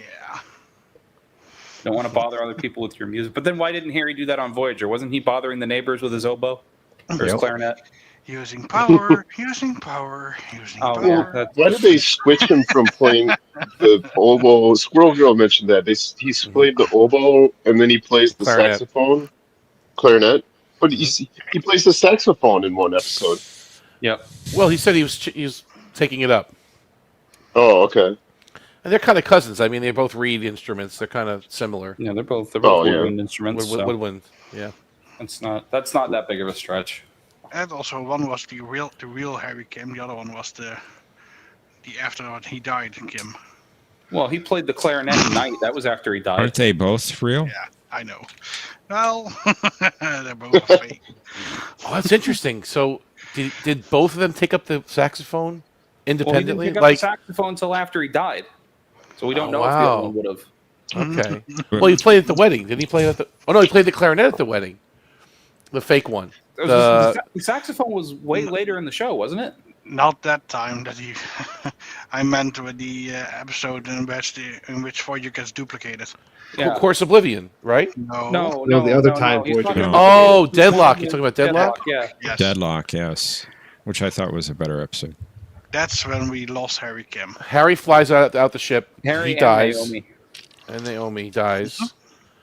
And they both go to the other ship. All right. How do we know that And that's wasn't why a Harry duplicate never. that got So lost? the Harry in That's Course true. Oblivion was a third Harry Kim. That was a third. And every time he gets replaced, he will never get promoted anymore. Well, He's further away from his promotion. yeah. I don't think I can get any further. I mean, Tom got demoted and promoted in the time that Harry got nothing. Two times in the course of the show, Harry died still being an ensign. How about that? Deadlock and Course Oblivion. He died still an ensign. Yeah. Poor guy. Janeway even changed the timeline to make sure he stayed an ensign. Exactly. Isn't that amazing? Right, because the other timeline he was Yeah. captain of the Rhode Island, right? That's true. the reason she did it. Yeah. That is the reason she did it. Uh-huh. That's interesting. Tuvok's disease? No. This timeline must Seven end. dying? Nah. Harry's a Dorothy captain? dying? Fuck it, we're Whatever. going back in time, boys. Where's that Borg temporal transmitter? Get it over here. Was he still an ensign in Timeless? No, they didn't say he got promoted. They said when he got back, right, and then Yeah. Did he? he went Okay. back to explore the Beta Quadrant or something, looking for Voyager, I think. But Ooh. Right. Dewey doing.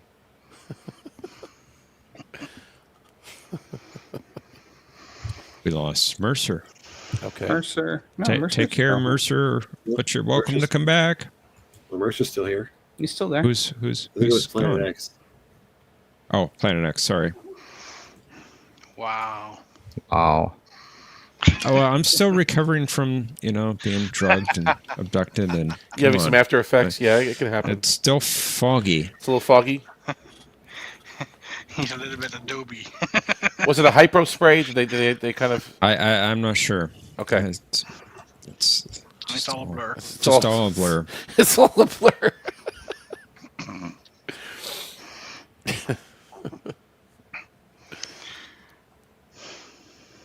Sorry, Mercer. This is the machine that has a programmed defensive sphere, by the way. Thank I may you. not Indeed. remember the Medusans, but I remember that. The one in the back. The guess- one in the back. You know, just the way that line is worded, I couldn't place the episode. Usually, you read a question, you go, "Okay, I know the episode. I know what I'm looking at." Oh, I couldn't pick it. Yeah. I started reading that clue. It's like, You knew wow, it right away. I knew it. Yeah, boom. Like, knew I it. was thinking But Enterprise. That's my favorite TOS episode. So. Yep, same. I love You it. and me. I just You don't and remember. me. I don't remember it word for word. I remember. I love it though. It's a great episode. Oh, so that's the sphere. I thought the planet was the sphere. No. Ah, okay, never mind. Because they were eluding it, right? Like they were getting ahead of it. Yeah, and then Spock said that. It was after they phasered it to stop it from going after the constellation, and he's like, "Hard about, give me some distance." Yep. Then it cuts the outside of the ship. Then it cuts back, and that's when Spock says the line. Because it turns away, doesn't it? It kind of stops chasing them or something, or is it? Well, it turned away to go after the constellation because they phasered it, and then they break away, and Decker's like, Kirk pulled us out of there by distracting it. Now it's our turn. Fire. They fire it. Okay, got it. Then it starts turning back, and he's like, "Hard about, give me some distance," and then they veer off. And exactly. That's when Spock says the line. The line must be decided here. What I don't get is why don't they just match speeds with it and sit above it and just shoot at it nonstop to keep its attention? I mean, it can't why turn that even fast, maneuver? right? You only shoot from the front. Yeah. They say they literally are like one step away from that when they first encounter it. Spock's like, "We're more maneuverable, but it's gaining on us." So just hover just sit above on it, top of it and just shoot at it. hover So above it, and it'll never be able to catch you. Just match its moves. So if it turns left, you turn left. If it turns right, just stay with match its moves all the way and stay on top of it. It makes no sense that they ever got in front of it. I think the reason they didn't do that, they originally wanted the thing to be like have weapons all over the body of it. Oh. But for budget reasons, they couldn't do that. So if they didn't change the script to match what the prop looked like, that's probably why. Also, during the episode, It's right out of hell, what? And then it's a cone. Like, what was that, John? What's it, John? So during the episode, Spock says that they have a limited amount of fuel, so they can't keep pace with the planet killer indefinitely. Well, that too. Well, they could just lock onto it with a tractor beam then and just ride it. And just let it tow it around? Yeah. Just from the back, right? Just get behind it. That's going to work. By going, what is this thing on my back? And then would just be distracted the entire Just time. build a spinning around in Dyson sphere circles. around it, and it'll get sucked into the sun. Problem There you solved. go. There's lots of ways yeah. to destroy that thing. That's yeah. Yeah, like they'd had the time to do that. Pure anti-proton. Absolutely pure. And the thing probably would survive inside of a sun anyway. The neutronium hull. Neutronium. There's no known way of blasting through it, but melting it? Okay, so if you can't melt neutronium, how do you forge it? They talked about this, and it was in the form of the mantle of a star, a neutron star. No, I'm being serious. This was talked about, a reference somewhere. Was it Mjolnir? What the fuck? Mjolnir.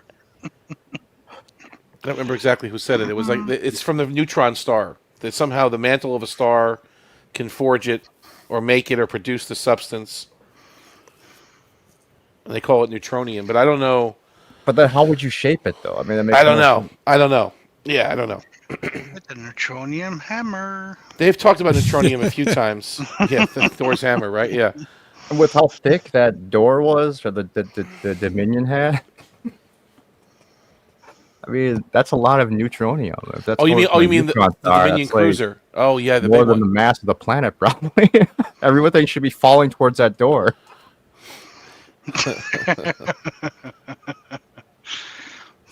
Yeah, it says it's found naturally in the cores of neutron stars. That's what it says here.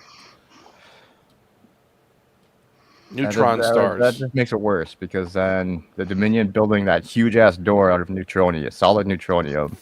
Federation was never able to produce neutronium artificially.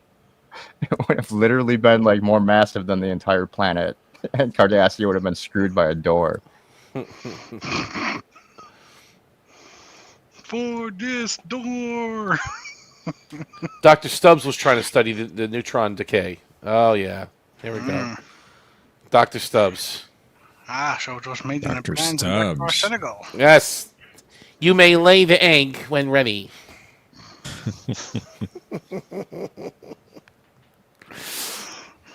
Now that's a puzzle. You may lay it. Thomas is trying to change the subject, I think. Why with infinite directions to go do the rebel scum head right to the Death Stars, leaving what? Star Destroyers leaving Hoth. Well, I would assume that the Star Destroyers are surrounding the planet. They would run in whichever direction they went. Oh, Yeah, that's makes what sense. I was reading it weird. Yeah. Well, they fired that cannon at it too, right? To kind of distract them or to knock them out. Yeah, the ion cannons Ion disables it temporarily.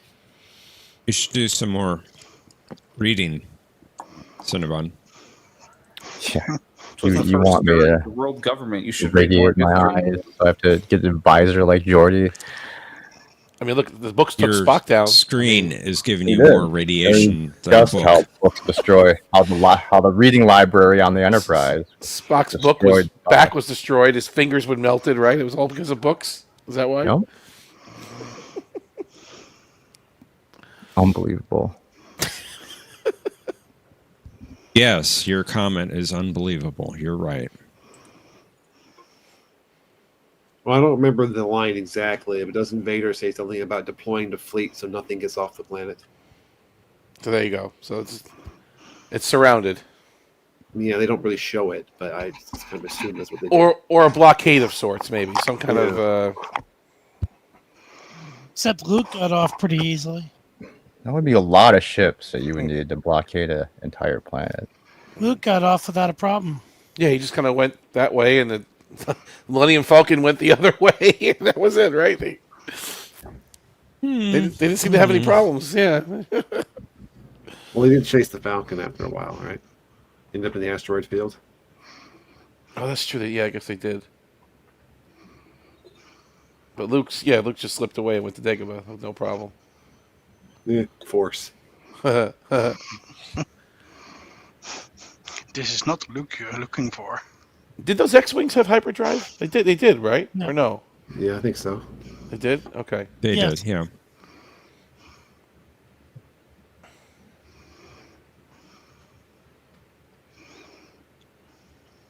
Yep. Otherwise, it would be a long trip. To Dagobah. to Dagobah. What if you keep your Or ship Bastion. underwater for a while? Your X-wing, just kind of store it in a on the bottom of a lake or something, or an ocean. Very odd choice. Okay. Yeah. Keeps you protected, right? I suppose. I think he got that idea from Scotty. Did he? Oh, right. Fake The Enterprise. Yeah, that's right. What are you talking about? What? A fake movie. Into Darkness, right in the beginning with the red Into ground. Dumbness, yes. Yeah. To dumbness. The Enterprise was underwater. Airvix TIE fighters did not have hyperdrive. But the X-wings did. X-wings did, yes. Okay. Now, some of the more advanced TIE craft do have hyperdrive, like the One TIE that Cassian Advance stole had a great hyperdrive. or the TIE Defender. Well, like in the prequels, didn't the Jedi get docked with like this hyperdrive assembly, right? And then it detached from it when it got to the planet. Do the TIE fighters have the same type of thing where they can attach themselves to an assembly and then go? As far as I know, we never saw that. Okay. No, the TIE fighters were just disposable. They were just coffins. The more they had, the more threatening they Coffins with seemed. wings. But Vader's was a little different, though. Right? His was a little shaped a little differently. Yeah, he had a TIE Advanced, Okay. It which was did similar have to a the one that hyperdrive. Cassian stole, and that one had hyperdrive. Oh, so you're saying Vader's one had hyperdrive? That one Possibly. did. Yes, it did. That's how he got away.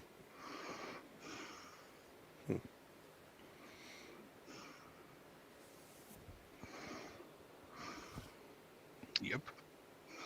TIE fighters, TIE bombers, TIE interceptors, they don't have hyperdrive. What about the Y-wing and the other ones? Yeah, they all have hyperdrive. They all- okay. X-wing, A-wing, B-wing, Okay. Y-wing. It looks like they're bringing the Razor Crest back. Z-Wing? The Razor Crest, which was destroyed in season 2. There is a Z-wing in canon. Ooh. Yeah. That's Thomas' ship. Z. I guess the new Razor Crest is distinct just possibility. different because it's yellow. It's got yellow on it. Yellow. No, Who Arabic. wants yellow? They also have hyperdrive. So the built ring in thing to was the the craft. the Jedi fighters or whatever they were called. The Jedi Yeah. craft needed to Why dock do the with that Rebels ring. have so many hyperdrives? I don't know. I guess they can fly along with the big ships, right? The big capital ships that can kind of keep up with them if they move together as a fleet. You seem to have access to too much technology. Don't try to look for too much consistency in Star Wars about technology and space travel. They stole them. Thomas says they stole them. Probably. They seem to be the bad guys of the Star Wars universe. Scum. Rebels. Typical. Scum. So typical. There was a lot of deleted scenes in Return of the Jedi where when they get into the bunker to take down the shield, there was like a big corridor fight between Han and Leia and a lot of stormtroopers inside. And they cut Shields all are that- down. They Raise cut all them. that out of the film. Oh, so you want to talk about duotronic and isolinear Cinnabon? Is it still bothering you, or are you good now? I What? mean, That wasn't me doing the beeping. So, but yeah, that does bother me. so do you think? All right, so It let's get doesn't this. bother me. I just thought about it while I was Everything watching the bothers show. you. I Everything mean, bothers I you. mean it in a nice way. I don't mean it in a bad way. But I mean, so what ships had isolinear and which ones didn't, in your opinion? So, I'd say anything after the Excelsior. The Excelsior's forward. but the A, or the Enterprise or the Constitution refit, you're saying they didn't get the benefit of isolinear? No, Okay. because their ship had like circuit boards still and wires hanging everywhere. Mm-hmm. And They had 8 tracks, though, right? And what I was trying to say is, like, so isolinear started in '87 with TNG, so it only was available in Star Trek 5 and 6. Some It wasn't albums available. have to It be wasn't on available 2 in 4 or tracks instead of 3. 1. So in 5, Herman Zimmerman did the production design just like he did on TNG. So he mirrored some of the stuff. You know, And yet the Hathaway had opti cable. plenty of yeah, optic cable. exactly. See, there you go. That's case in point. Okay. So all right, No and optical cable means no LCARS system quite yet. So But- what but- was Kirk doing exactly? Or He went isolinear down there. system. He went down there, opened the drawer, went up again, to get on the top part of the drawer to do stuff, to get the deflector. He did. to shoot lasers. Yeah, it's terribly designed starship. What if he didn't remove that plate and the thing came up? Would it push it out? Would it punch its way through the Then he plate? put- I mean, The ship would have He put exploded. some kind of like cylinder kind of cartridge back in, and then said, "Let's go." okay, let's go. Yeah, he had those big giant, early isolinear. Yes, slabs they were larger isolinear chips. I know exactly that what he you're was talking about. sticking in. Yes. Then he had that router that he put in there. Yeah. So Dude, did anyone see? He was that doing they had woodwork filmed to the get the- scene where he was parachuting from orbit or something? yeah, Yeah, it was cut, deleted scene. But B'Elanna got that outfit, right? The same outfit in Did Extreme Risk. Yeah. yeah. But so, you okay, can so hear you're the saying the Enterprise A with the LCARS displays that went to Shakari. They had all those nice LCAR stuff, right? All nice and pretty, the blue stuff on Star Trek 5. You're saying that's not isolinear powered. That's just old school. I'll give you maybe they were trying it out, and that's why it's part of the reason why the Enterprise was so screwed up. So they went back to regular duotronic systems in the next movie. Well, hold on. Star Trek 6 still had LCARS. In fact, it Yeah. got even nicer. Yeah, but they went back to their normal buttons on their panels. Now, that's interesting. You're right. The con panel changed, and the navigation changed. You're right. They had switches and buttons and stuff, and that was odd because they were touch panel in 5, right? They kind of went backwards a little bit. They went Well, that's because that was a dream. Oh, Yeah, see, and Kirk was dreaming about the brand new technology he heard about. He's like, "Oh man, that'd be so smooth." There you go. The entire bridge module can be taken out and put in place. So those nice touch panels they had in 5 that never existed. Okay, That was got it. basically Kirk dreaming about like the brand new upcoming graphics card. He's just Got really you. excited about it. That makes sense now. Okay. Then what about the Enterprise C? They definitely had isolinear in that one, right? Well, that yeah, was 'cause that was after okay. the XL. But it's newer. Gotcha. All right, it's newer. Okay. I would just say that the whole isolinear switchover was part of the whole great experiment thing with the Excel. No, I can get on board with that. I can definitely get on board with that. 100%. Incredible. But anything after 1980, before 87 is a retcon. It didn't exist Good morning, before TNG. Yeah, exactly. Up your shaft. Yeah. That's why Captain Styles had that weird stick thing. That's probably to pull out those early isolinear. It's a chip extractor. I see what that is. Okay, got it. Okay. Chip extractor. Yeah. So you don't get shocked. Makes something sense. like that. Incredible machine. That's the helmsman's name, by the way. Machine. Machine. he was complimenting the helmsman. Incredible machine. Farrar. What was his name? Miguel Farrar. Very strange to me. Like it looks like almost like just like a. I don't know. It doesn't look like a bridge at all. The layout looks very strange. What, on 3? On Star Trek 3? Star Trek 3. Yeah, it's very sterile. It's white. Yeah, it's like white walls. It doesn't look like a bridge. It looks like just a line of computers with the guy from RoboCop working most of them. Pretty much. That's you know what what it it is. looks like? Obviously, this hadn't happened in Star Wars canon yet, but it looks like something right out of Camino. Oh, the white decor with the... Yeah, very Looks stark. like Camino. The captain had like a baton with him. Yes. Well, apparently, according to Cinnabon, it's a chip extractor. It's an isolinear chip extractor. Yeah. So it serves a purpose. Ridiculous. So when the chips fry out, he can use his extractor to pull them out. Is that what it is? And swap them out? Okay, got it. That's called a hot swap. all the stuff isn't in the computer yet, so it's kind of like also in the original series where they had their colored floppy disks. Yes, right. I like the, you have to use that to insert certain tapes too. Okay. Because they're probably using a dual system right now. That makes sense. I always laughed at the line. How could you have a yellow alert in Space Dock? I always thought that was like the best line in the movie. When I was a kid, I guess when you're a kid, you just think lines like that. That's literally what you think as a kid. How can you have a yellow alert in Space Dock? Yeah. If it's like, what is he doing? His nails or something? Yeah, he's using a nail filer. Well, and Star Trek 4, in his quarters with him because he reaches up over his bed and grabs it. but in the next movie, the whale probe came and shut down the space dock. So I mean, you could have an emergency in space dock, right? It's possible. Well, Styles didn't say you can't have a yellow alert on Stealing space the dock. Enterprise. You can't have yellow alert in a ship in space dock. Now, who is that captain? Who's the captain of the Excelsior from that movie? Styles is his name. Is he from the original series? No. Kirk, if you do this, I'll never sit in the You'll never sit in the captain's chair again. Yeah, but was he a character we're supposed to know? No. Oh wait, though, was there a Styles in Balance of Terror? Yeah. Yeah, I don't think it's the same guy though. Okay. He had a proud family tradition of Starfleet service, though, right?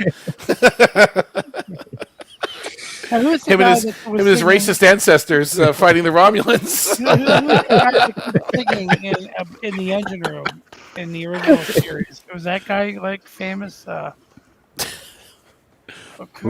again? What was that song he kept singing? And, Riley. Yeah, Riley.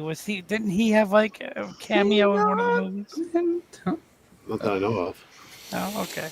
I don't remember. No, we saw Kyle. Kyle was in Star Trek 2. Kyle's in 2, right? Right. Yeah. Okay. Sorry. Yeah, I did Mr. like the fact Styles. that they actually mentioned the bowling alley in canon in that episode. They did?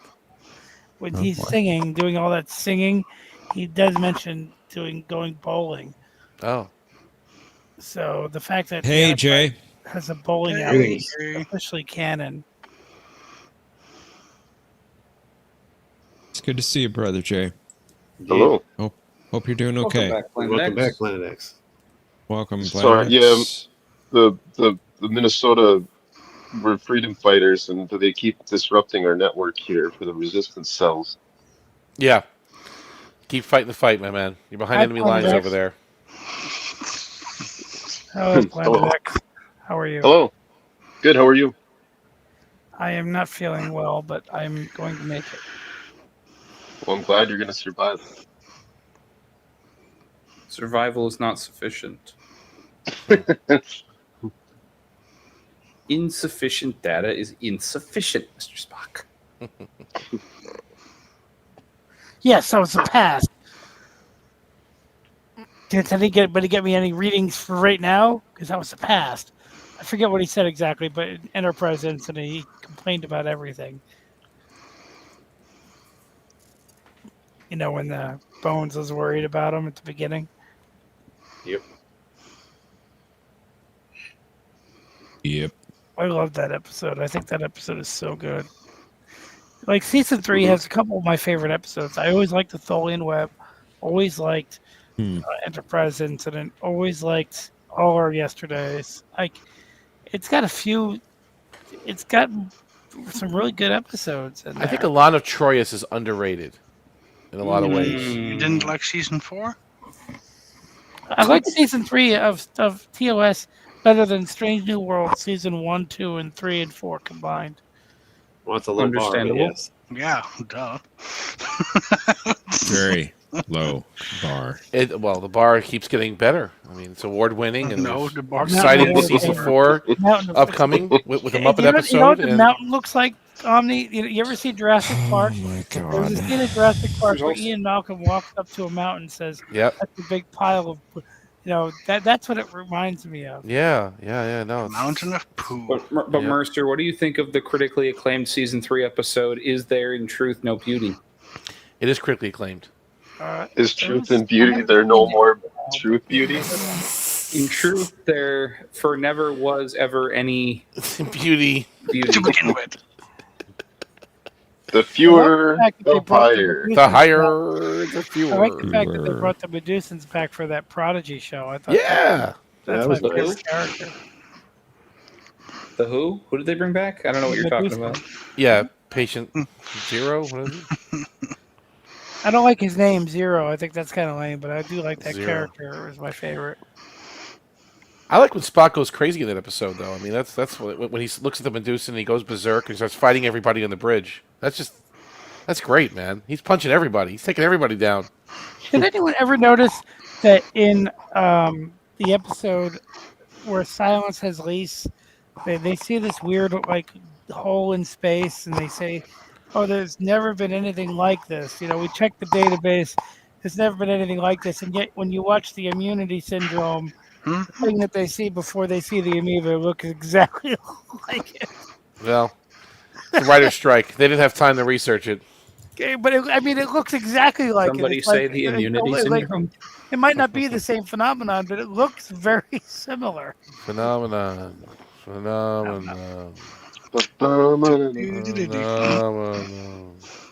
Now, if there was really a hole in space, wouldn't we be able to see what was behind it? Phenomena. Yes. It's a sonar buoy we just dropped off. Boink. Hey, it's Muppets. That's a Muppet song. Maybe they'll sing that in the episode coming up in Strange New World season 4. Yeah. Hopefully. Banana neck. It's going to be the best Phenomena. episode. Maybe we found the way out of here.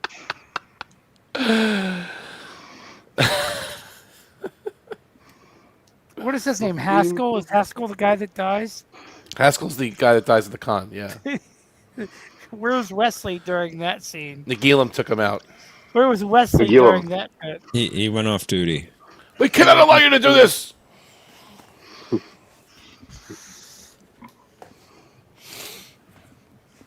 I love the way Data talks to Nagilum. Nagilum! He goes, How are Data. you? How are you, Nagilum. little friend? What's new, Nagilum? Did you see any Terminators lately? No? Eat any good books lately? No. Did you see any Terminators lately? You have any crazy clients Oh, that you're... very clever, Worf. You find it odd that Nagilum didn't have any kind of interest in the different construction of a woman until Pulaski showed up, even though Troy was standing there on the bridge? Yeah, I thought You didn't about notice Troy. the guy Your that wrote the construction Nitpicker's differs. book, Guide to the Star Trek, he said the same thing. He's like, That's an observation. why wouldn't he care about Troy? She's much more prettier than Hey, The round hey, you know face. what? That's a matter of opinion. Well, maybe her construction didn't differ as much as Pulaski. Yeah, I'm thinking it's That's the way Troy's about a Dr. man. Jones. Maybe Troy's construction was very similar to a man's. And That's what I'm Pulaski's saying. not. I Right. don't That's know. what. Yeah. Listen, you don't know Troy's life. Well, she's inter double race or Right. species or whatever. She's a half human, half betazoid. Hmm. isn't that a lot like taking the knife out or something to kill the patient?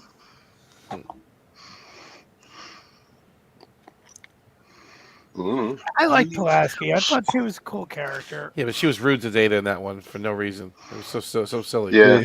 Does know how He to was do very this, rude to him in doesn't he? general early on, and then It does know how to work this, doesn't it? Well, Pulaski, take it easy. Take it easy. Shut up. Yeah. She also had a much lower fatality rate than her counterpart. That's yes, she's a better doctor. Like, no, John's right. If I had to choose a doctor to work on me, Pulaski all day. Oh yeah, versus for Crusher. sure. Versus Crusher. No 100%. doubt. And No Crusher doubt doesn't about know how that. to do the I'll take the short-term image. memory. Thank you. Well, no, if I had, Bones. no, if I Crusher had a doesn't choice know how to do of the all of short-term them. memory thing, right? Like where she could erase the short-term memory. Yeah, Pulaski knows how to erase her memory and it sticks. And sticks. Whereas Crusher tries Pulaski's technique and fails on the Species, Mintakans, come right? on. Maybe Oh. maybe it wouldn't have worked for They're- Pulaski either. Proto-Vulcans, they should know their brain, right? They're proto. If I don't take the measurement soon, I'll lose it. I mean, they really want. I mean, they just want to erase their memory. They could just hit him with a. Neria. Hit him with a what? Hit him with a bat.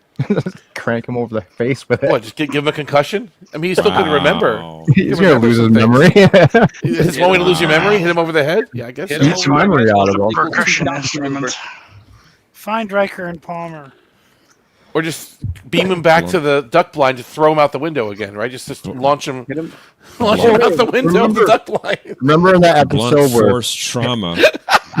Just use the violence. no, but Professor, remember in that episode where Picard beams out his energy and then comes back from with the Yes. earlier pattern, so he Yes, doesn't Lonely remember Among anything? Us. unfortunately, So why can't they beam the Mintakan guy down as an earlier pattern?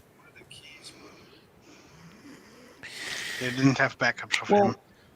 Well, they would just have the one when he beamed up, so they could just beam him down exactly how he was when he beamed up, so he wouldn't have any, wouldn't even I see know what you're about. saying. So they match it to the copy there of the are- trace. But- Yeah. but so The Enterprise's iCloud was full at that time. we have to acknowledge that twice in TNG Oh, they need to established defrag their that- drives every now. we have to acknowledge that twice in TNG they used the transporter as the fountain of youth, and then they never did it again. The Pulaski aging episode, Okay. Unnatural Selection, and then again in Rascals. Okay, Rascals, it's the yeah. fountain of freaking youth. Well, they made him older in Rascals, but Well, yeah, yeah, same they went idea. the other way. Well, when they They gotta do make sure that aging hair initially, follicles from all the crew members. and Well, they they did figured to out us, how too. it de-aged them, so Mhm. they could duplicate it. And then they did it with Pulaski and Unnatural Selection. It's the transporter is literally the fountain of youth. And John said they didn't TOS. What was it? Deadly Years or what? Over the years, yeah. Oh yeah, Yeah. definitely. The little Yeah, girl that that one too. played Miles of Keiko was in Three Ninjas, one of the Three Ninjas movies. And they did the opposite in Counterclock Incident when the crew turned into children. They used the transfer to make them adults again. That's Yeah. right. Because April, Captain April, Yeah. whatever. Commodore. Hey, at least they didn't beam from like Earth to Kronos. That would be quite silly. Why can't you do No. that? I mean, Scotty has the formula. Yeah. You could do it, right? It's not, it never occurred to me to think that space is the thing that was moving. Yeah, I mean, it's just a formula. That's all you need. You know, it kind of makes sense that there's no toilets on the ships because they can just beam out waste. Just beam it right out of your bladder. You remember in Apollo 13, though, they couldn't do any waste dumps because it might steer them off course. It could be like automatic, where the computer's always scanning people. They're like, "Oh, you're full." So if he double taps his comm badge, like it just empties his bladder or something. Is that what it does? Or just Yeah, okay? that would be so convenient. You have to go to the bathroom. If you go on the Disgusting holodeck, now that you mentioned that, because in DS9 they said that when you're done with your dinner, you put the empty dish back in the replicator. So I'd hate to think what they do with their waste if they do that with their used food dishes. Well, Goes back to the Trip replicator. explains it, doesn't he? In Enterprise, he explains what they do with the waste. Yeah, it's pretty gross. if you go into the holodeck and eat a sandwich on the holodeck, does the holo matrix project the eaten sandwich inside That's a your great stomach? question. I thought it turns into a replicator at that point, and it makes replicated. I've heard that too, and that makes Yeah. more sense. But that's never actually been established. No, that I it can hasn't. remember. Well, it was kind of in the beginning because they said some of it's real. Remember when Data in the first episode, Data's on the holodeck? Mhm. Riker's like, "Oh, it looks so real," and Well, they say it's like Dave's replicated "Well, most of it patterns. is real, you moron." And then he also said similar to the transporter. Wow. They called it that. Like they didn't know exactly how to explain it back then. Dave's like, "You're a commander and you don't realize it, you idiot." We have replicators, you moron. What I can figure out is, like, if you're on a holodeck that is only like 10 feet square, but then you turn on like London or something, and then you could have one person standing like 30 feet away and one person standing like another 30 feet in the other direction. Well, the technical manual kind of tries to explain that too. Like it goes into like there's this treadmill effect that happens, and this trickery with the with the walls and the. It tries to explain it. It's very hard to explain, but it tries. You'd just be like locked in like a cube of like force field, and they would just be projecting the perspective on there. But everyone would have to have their own perspective, so yes, it'd just be ridiculous computing at that point. But like if you're walking, it's a treadmill. Like basically the ground is moving, but you're not. It's like you know what I mean. The walls can change. It's complicated. I think they took it down, but in Hollywood studios at Disney, they used to have what they call the New York Street, which is like they would have like you look like you're in New York, and it was just a forced perspective thing. It was just a painting of some buildings, but the way they painted it, it looked real because of the forced perspective of The the biggest drawing. problem with that would be in DS9. Take me out to the Holo Suite. The room is not big enough. No. Yeah, the Holo Suite isn't that's big a problem. enough. And then spread out, and then when they play catch with each other during the training montages.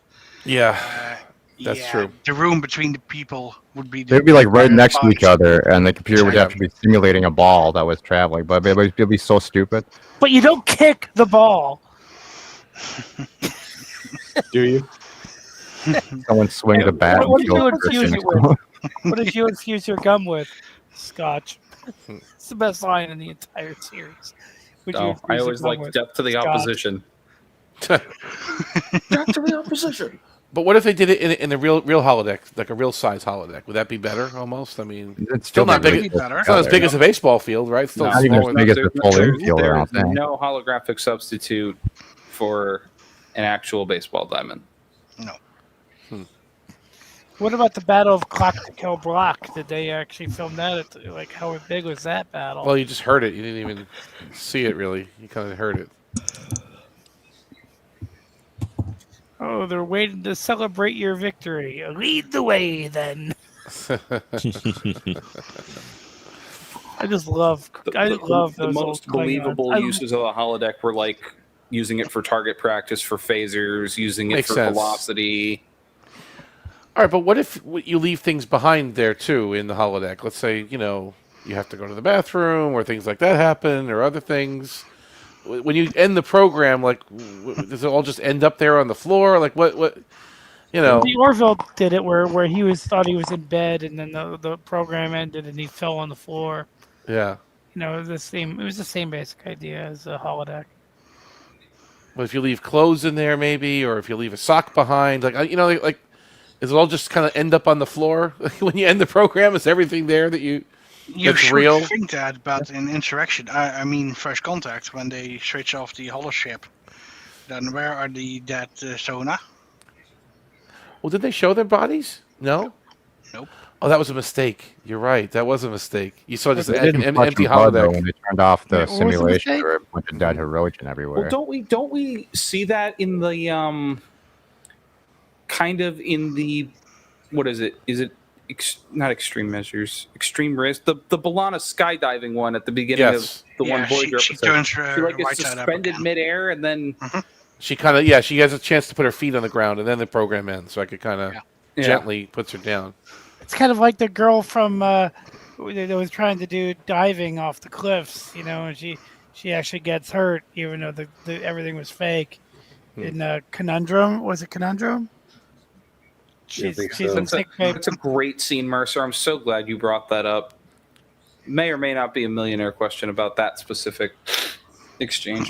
Which one? The Balana one or the one in No, the Kristen, Conundrum we were one. named Conundrum one with the girl diving off Cliff the diving chick. Study that scene. in a swimsuit? Emerald Yeah. wading pool. She's her name is Kristen, and she was diving off the cliffs of Bowl, I think. Yep, the Cliffs of Bull. Yeah. Which is a big funny name, but yeah, she couldn't remember why she was in sickbay with a bathing suit once everybody lost their memory.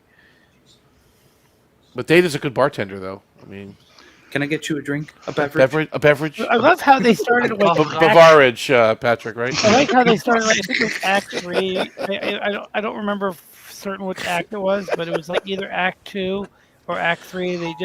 They went from commercial to like an exterior of the Enterprise firing a phaser at nothing, because they were just testing the phasers out. Is that on what Genesis? No, it was Conundrum. Oh. Remember? Oh, when Worf is in command, he's testing the phasers. Yeah. he's testing. He wants to make sure that they're all ready for battle. So when they go from commercial to like, I think it was from Act 2, they just show ship firing phasers for no reason. We are fully armed. We are finally ready.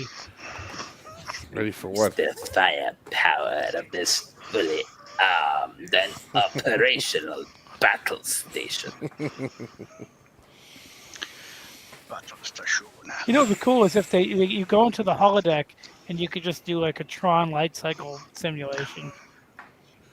Like With the safeties off. With the safeties off. That'd Yeah. be awesome. You have to. Yeah, it would be cool.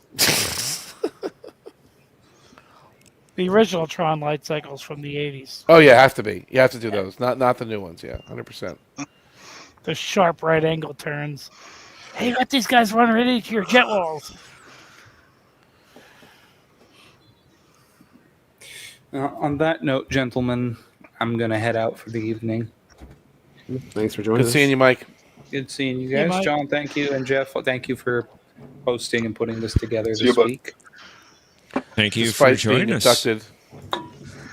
Yeah. And we're gonna do Millionaire on Friday. 5 games.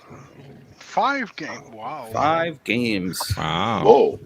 Wow, who's gonna play? Whoever wants to. Cool. Wow, 5. If I'm available, I will join. Ooh, we got 5. We're gonna have 5 games. It's gonna be fun. Look forward to seeing everybody there. Yes. Have a good night. No Good. toilets on the Absolutely. ship, Thomas. You can't just leave and come back.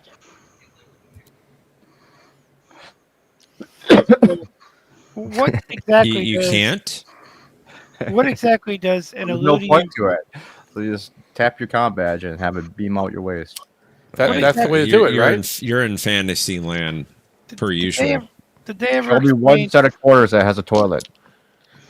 No, but Thomas, Never- seriously, if you're in a holodeck, you have to go to the bathroom. What do? You have to stop, leave the program, go out, go to the bathroom, come back in. Why not just simulate the toilet? Right. But then where does it go? I mean, does it beam the waste out? Does it At the same place as where the IKEA goes. the what? The IKEA? The I IKEA think we've all toilets. been to that Oh. table before. We've all been in this room before.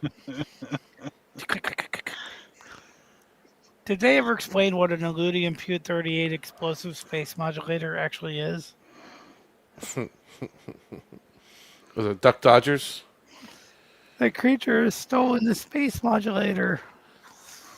I liked how he could just grow Martians with like a little water. It's gross.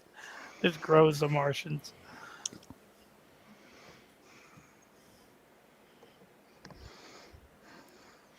Says though that the Jeopardar fighter showed how easy it was to take out a galaxy.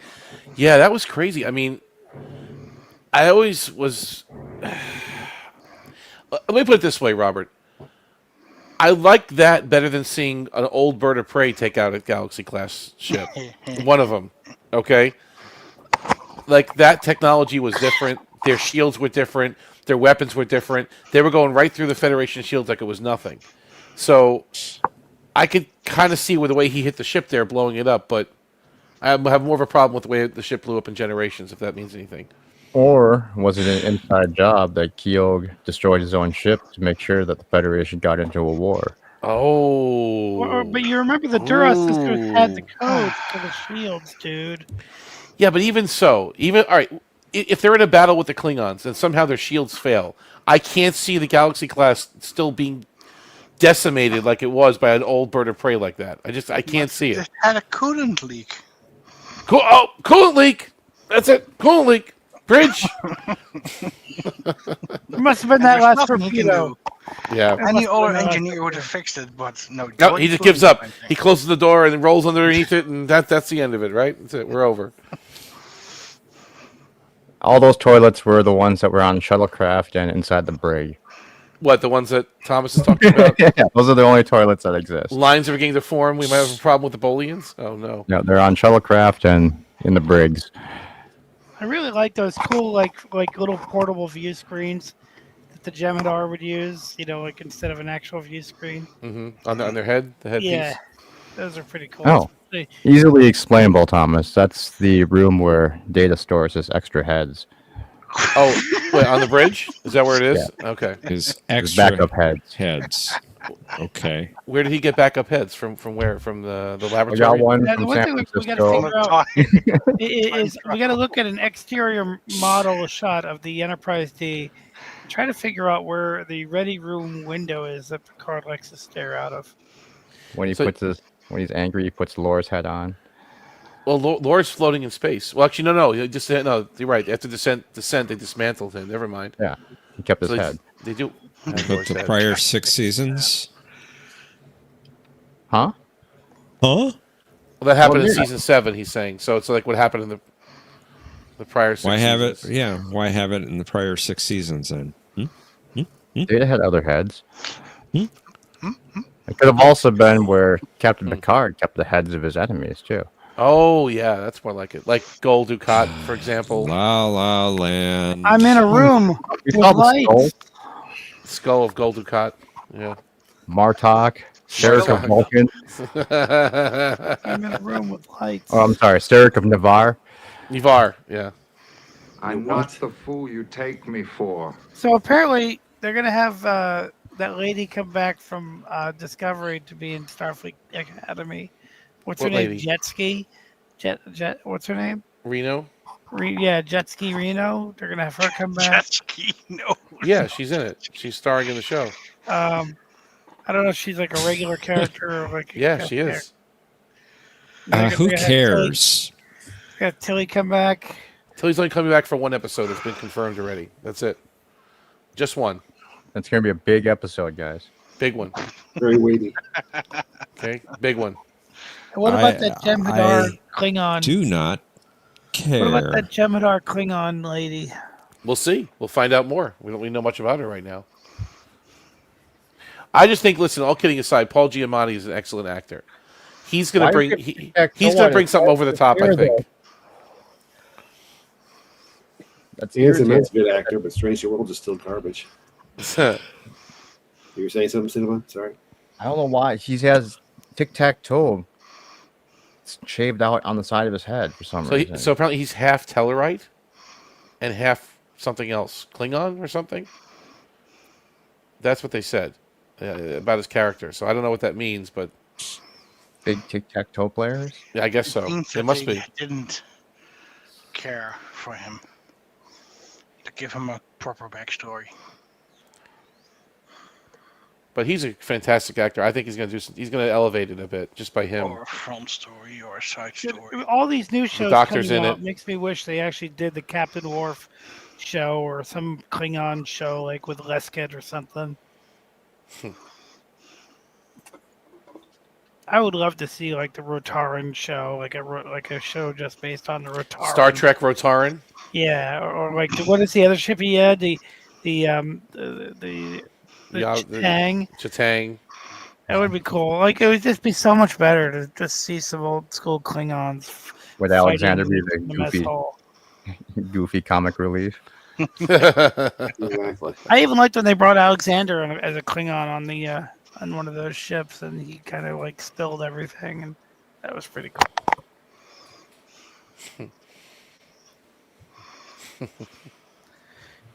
They had so much freedom back in the '90s to do whatever they wanted, and yet they didn't like break too many rules. You know,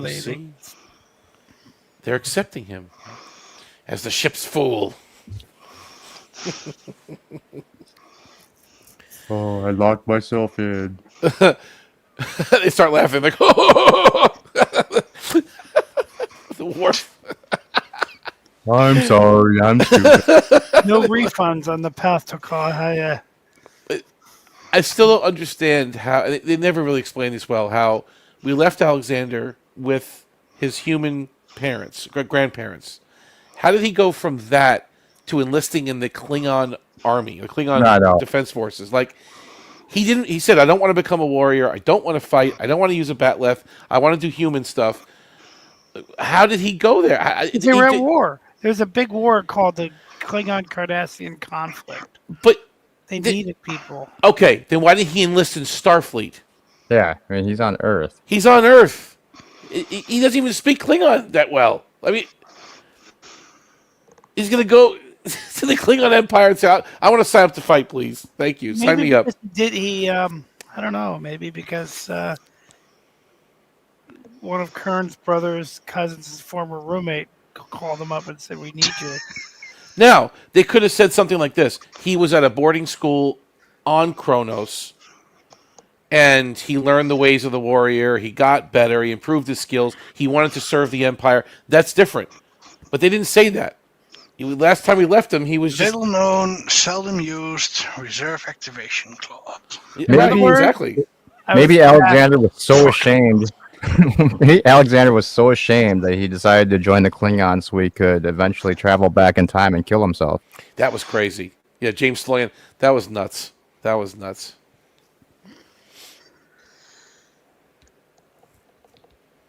And that was sloppy, too. They brought the knife from the future. That was dumb. I mean, you went through all this work to plan this out, and you bring the wrong knife. How long do we stare at each other across the newspaper? And you use the Duras sisters too. Why wouldn't you just use some like random Klingon that they never heard of? Now, did she give birth before generations? I guess she did.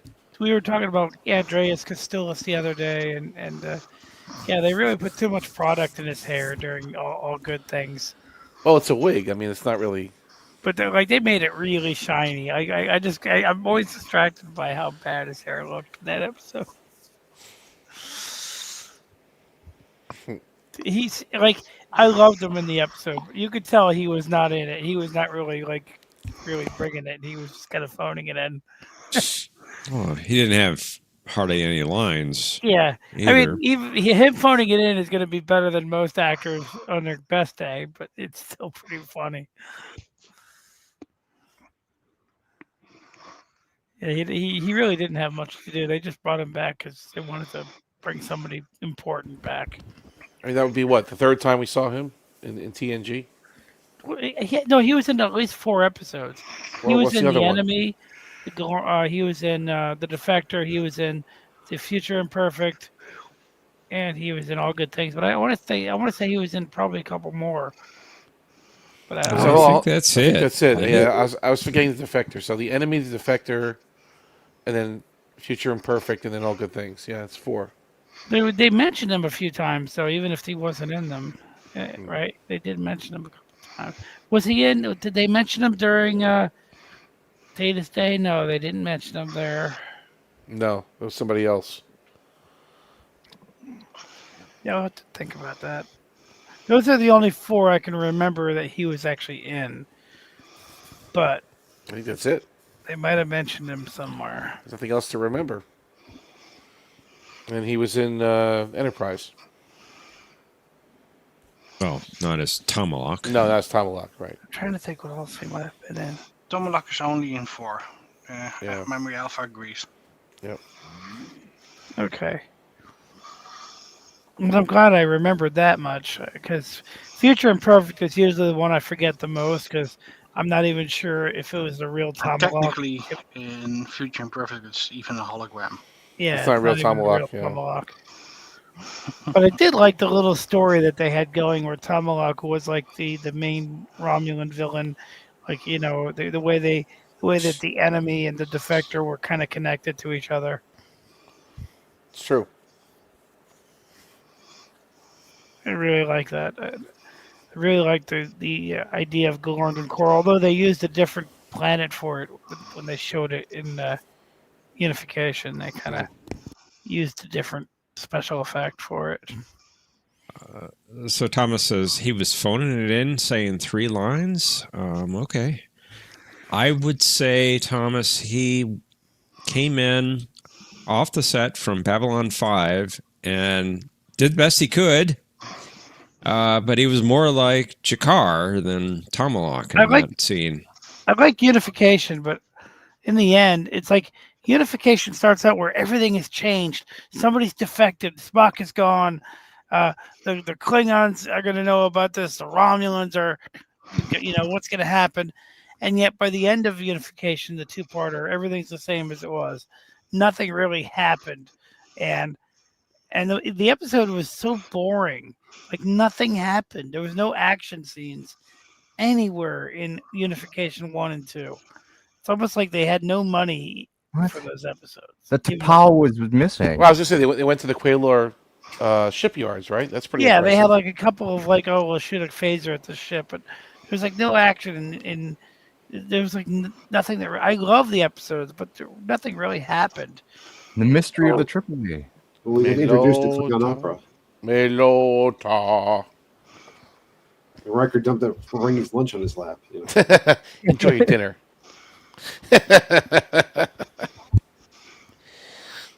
I don't speak hypothetical. I told you to cross their nose, not up it. Sorry, sir, doing my best.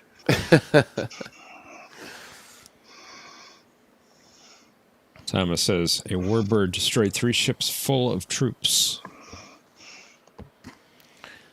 Talking about in the adversary. Which one? No, that one. Which one? Unification. The end. Unification. Oh, that's right. Stolen Vulcan ship. That's It decloaked, and then just took him out.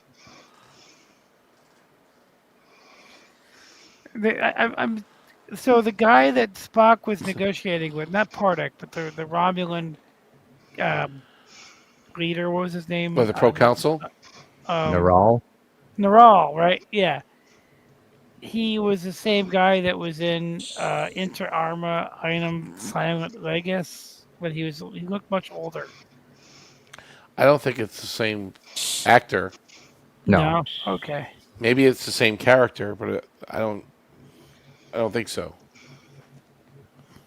Could be. Sorry about that, Planet X. We are doing our best to disassemble the Minnesotian forces. I don't get it. What is a Minnesotian force? It's a force to be reckoned with. I saw all these chat channels that are gone now. radiation sickness. He said radiation. There used to be like 30 chat channels in your Discord. Because we have to. I was trying to detain Professor. They kept escaping. Pretty sure someone was helping them escape. Oh, see, another admission there. So you detained him, but not this evening. He tried to abduct me before. Right. I was abducted tonight. So. You know what I always hated about the Mandalorian is that his ship comes with like a carbon freezing chamber. It's almost like, is that what bounty hunters do? They just use carbon freezing chambers? Because in Empire Strikes Back, it was implied that it was just something that Vader thought of kind of at the last minute. Like, why don't we use the carbon freezing chamber to preserve Luke for the Emperor. That makes But sense. in The Mandalorian, it's like, oh yeah, his ship has a carbon freezing chamber on it. It makes sense because then you can stack them. Put them. It seems like kind of cheesy to me. It's a great show. I didn't mind it, but it kind of seemed cheesy to me. But did you notice that both Kathleen Kennedy and George Lucas had a cameo as Frozen Bounty in that episode? No. Yeah, if you look at the frozen people on the ship, one of them was Kathleen Kennedy, and one of them was George Lucas.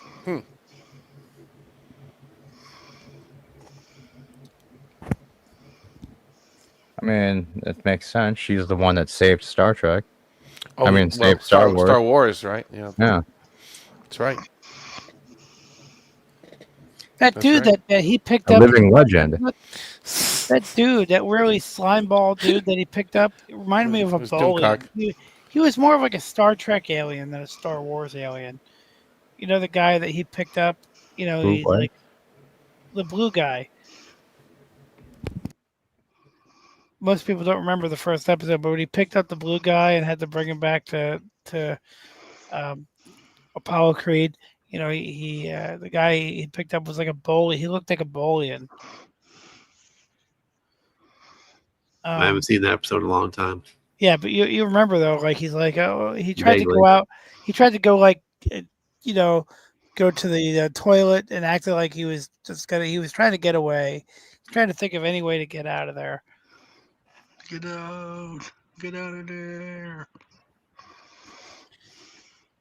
And he was more like a Star Trek alien than a Star Wars alien. And at the end, they just froze him and gave him to Apollo Creed. Why did Crew just sit there and yell? Why didn't he have Maltz beaming them back? It was made for a good scene. Get out of there! Now, wasn't John Larroquette, didn't he play Maltz? Yep. That's him. That's Scotty funny. ate him. Gave him a sour stomach. It did. Now, I don't know if you guys knew this, but in Unification, the guy that plays the Klingon captain was Stephen Root.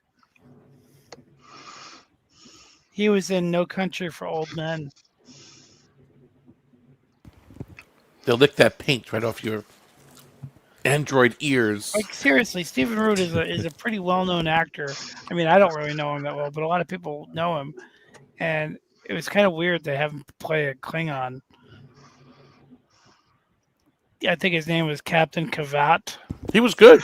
I liked him though. Yeah, but it's just like, did you need somebody like Stephen Root to play him? Like, it was cool, but it's a little crazy. Now, in that episode, Identify Me, is that what it was called, where Geordi becomes an alien? I hate that episode. Identity Crisis. Yes, okay, I couldn't think of the name of it. Two of those aliens were actually, I can't think of the name, Brian and, I know one of them is named Brian. They Mark were and Brian, they were DJs or something, right? Yeah. They were like Wayne and Garth. I don't know if they were Wayne and Garth, like, but they were like a comic duo of some type. They were shock jocks. They were like Howard Stern. It was like, okay, yeah, all right, that's what it was. They were two of those little aliens that would walk around on that planet. Thank you for that, Omni. I couldn't think of who they were. No problem. Planet X says, why don't they ever bring up that O'Brien is a concert cellist in DS9? That's a good question. You never saw him play the cello anymore. No, we never saw him play it again, although there was one episode where he tells Jake about how he used to play the cello. And he disappointed his dad when he joined Starfleet instead. Now, they also had, I think Jefferson Airplane, or no, who was it? One of those fish people was a famous singer, like a famous... Mick Fleetwood.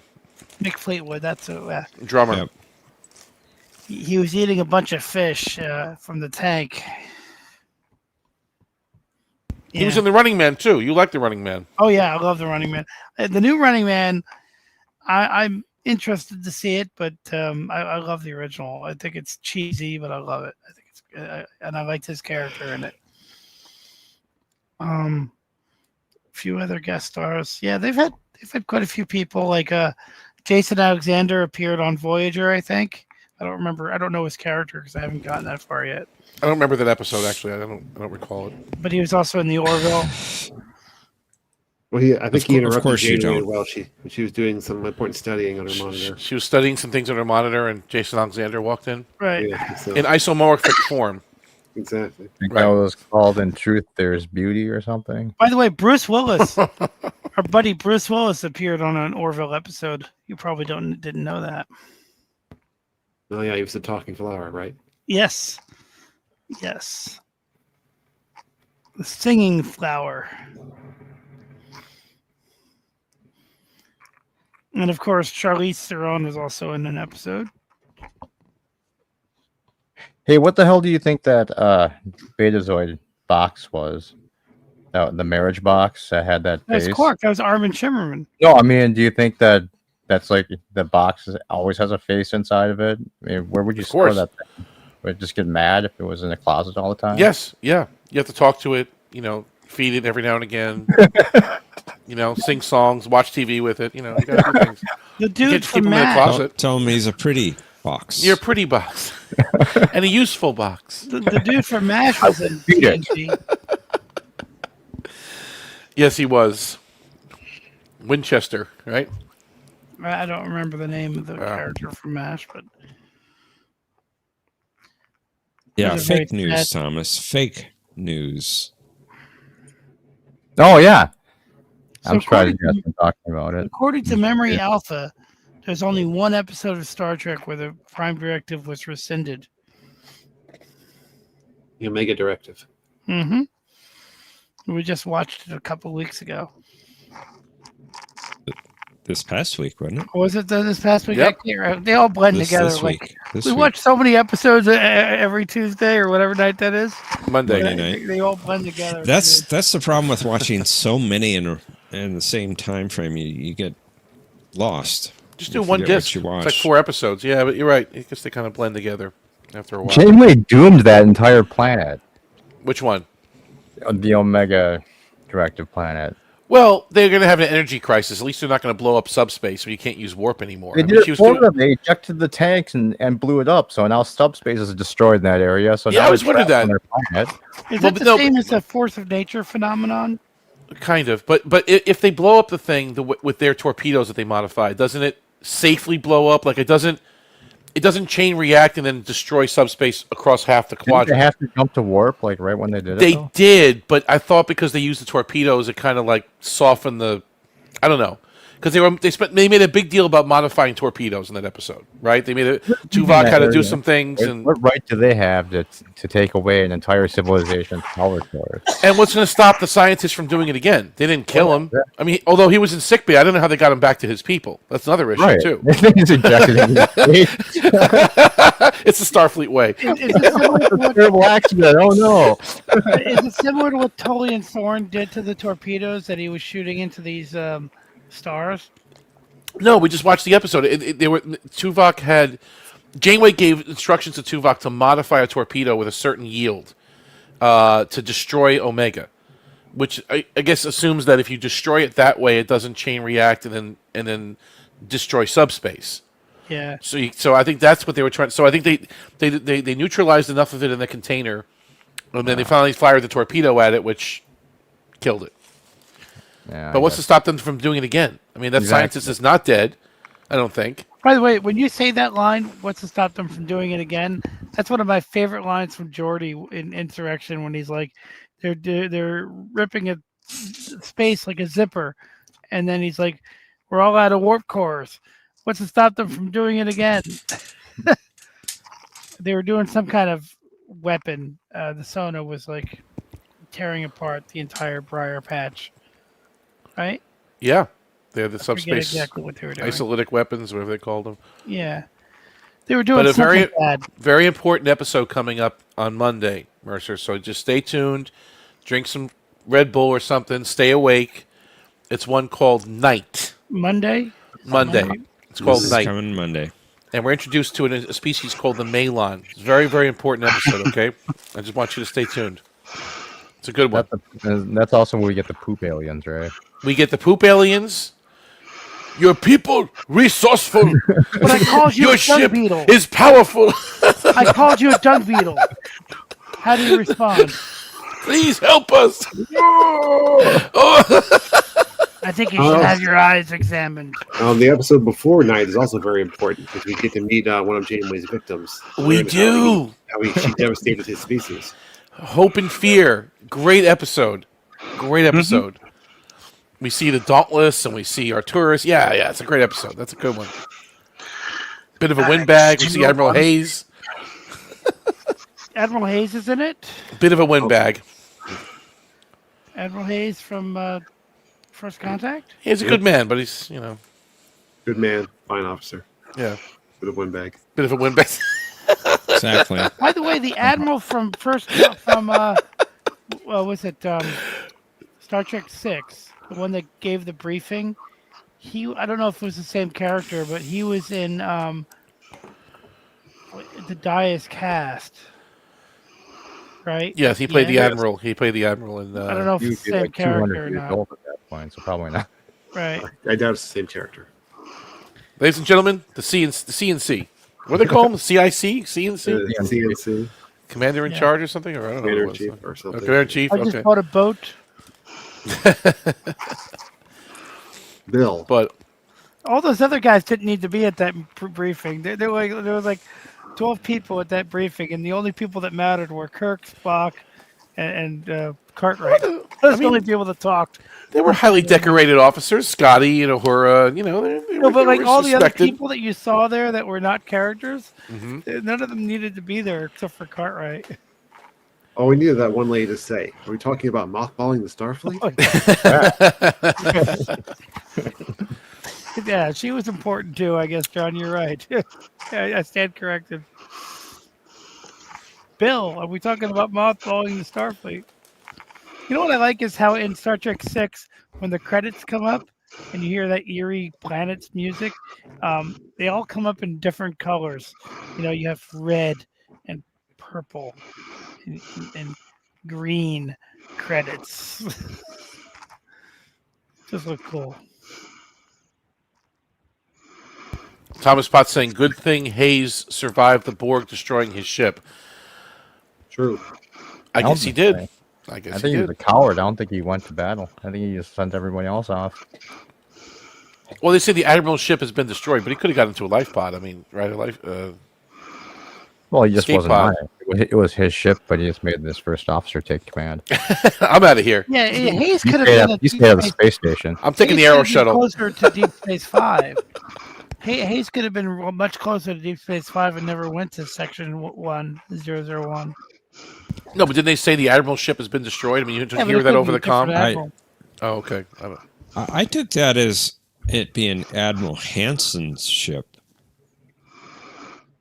He's dead. He's definitely dead, right? Hanson's a dead man. Hanson Right? was dead in Best of Both Worlds. Right. I think that's been established. I thought. Well, it was in the video anyway, the JTVFX video. It's not that that's canon, but you see him burning up basically, or No, but you see the thing exploded, right? Yeah. He's like, the fight does not go well, Enterprise, and you see all the static, and then all of a sudden the signal goes out, so that implies that he died. But Hayes survived somehow. I'm out of He's here. really tired. Did you notice that in the unification, the lady that comes on board, the admiral that tells Picard about his mission, you could tell that she's reading from cue cards. You could just tell that her eyes are not. She's not acting. Who? Which one? The lady that tells Picard that they've found a picture of Spock, and they have to tie into. Oh, okay. The Admiral. To see the picture of Spock that they got. You could tell she's reading from cue cards. It's so badly. She's such a bad actress. Wow.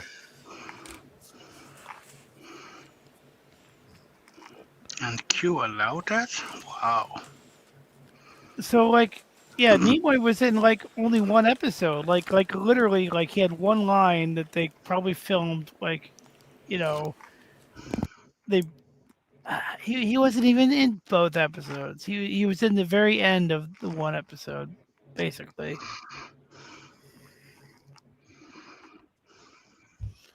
And all he did was walk around and have soup and talk.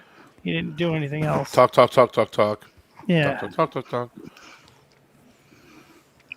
How did you feel? Do you think? Let me ask you this question seriously. Do you think it would have been better to not show Sarek in that condition, and then we get the phone call that he died, or do you think it was kind of like degrading to the character to show him suffering like that? I don't think so. Okay. I think it shows tragedy that Spock didn't patch it up with him before he died, and that's tragic. So but I think here he is, like suffering, and we're watching him writhing around on that slab of stone, and he's just kind of like maybe it would have been more effective if we didn't see him at all. I'm just proposing. But that's also tragic because we saw him established throughout the original series and the movies as such a, how would you say, intellect and a powerful mind. To see him be degraded to that, it's tragic, but makes a good story, I thought. Yes, it was a great performance from Leonard. Yeah. Oh, yeah. The reason I bring it up is because on a podcast I listened to, the guys that I was with, they didn't like it. I actually liked it. I actually agree with John, but the podcast I was listening to, they were saying, oh, it would have been more effective if they didn't show it because that scene was so long and they degraded the character. So that's why I was asking. No, I thought it was very well done. I did like especially the Vulcan, when he couldn't quite do the gesture anymore. Picard helped him. I thought that was great. Welcome, Tokyo. It was his new wife Karen was trying to kill him. You're sick. Here's a rock to sleep on. Yeah, it was a weird. The sleeping arrangements were a big part of that episode because he sleeps on a big rock, and then Picard sleeps on a shelf on the Klingon ship. So sleeping arrangements tries to really important. And the scene where Data is being a creep. I see that. The scene where Data is being a creep in that episode is like the funniest scene in all of TNG. Like it's the most just pure comic scene. It's like, I'm organizing my files. Yeah, but you're looking at me. Yeah, I'm just organizing my files. Was I making noise? Not exactly. Oh. It was just like, the scene was just there to fill up time, but it was like one of the funniest scenes that they've ever done. It had nothing to do with anything, but it was cool. Deja Q. That has funnier scenes, I think. Right, but it was mainly because of the Q and the kind of gimmick, the Q and the gimmick. That'd be a good title. But like the Q and the gimmick, but like instead of the Q and the gray. But what I'm saying is like just to have like no gimmicks. They're just interacting. Kirk and Data. I mean Picard and Data. They're just interacting, and it turns out to be a really absurdly funny scene. See, I see the humor in it, but I didn't think it was all that funny. What I meant was like it was trying hard to be funny, and it didn't have anything to do with the actual story of the episode. It was just like, it was almost like you could cut the scene entirely and nothing would change, but they obviously were trying to like pad out the runtime a little bit.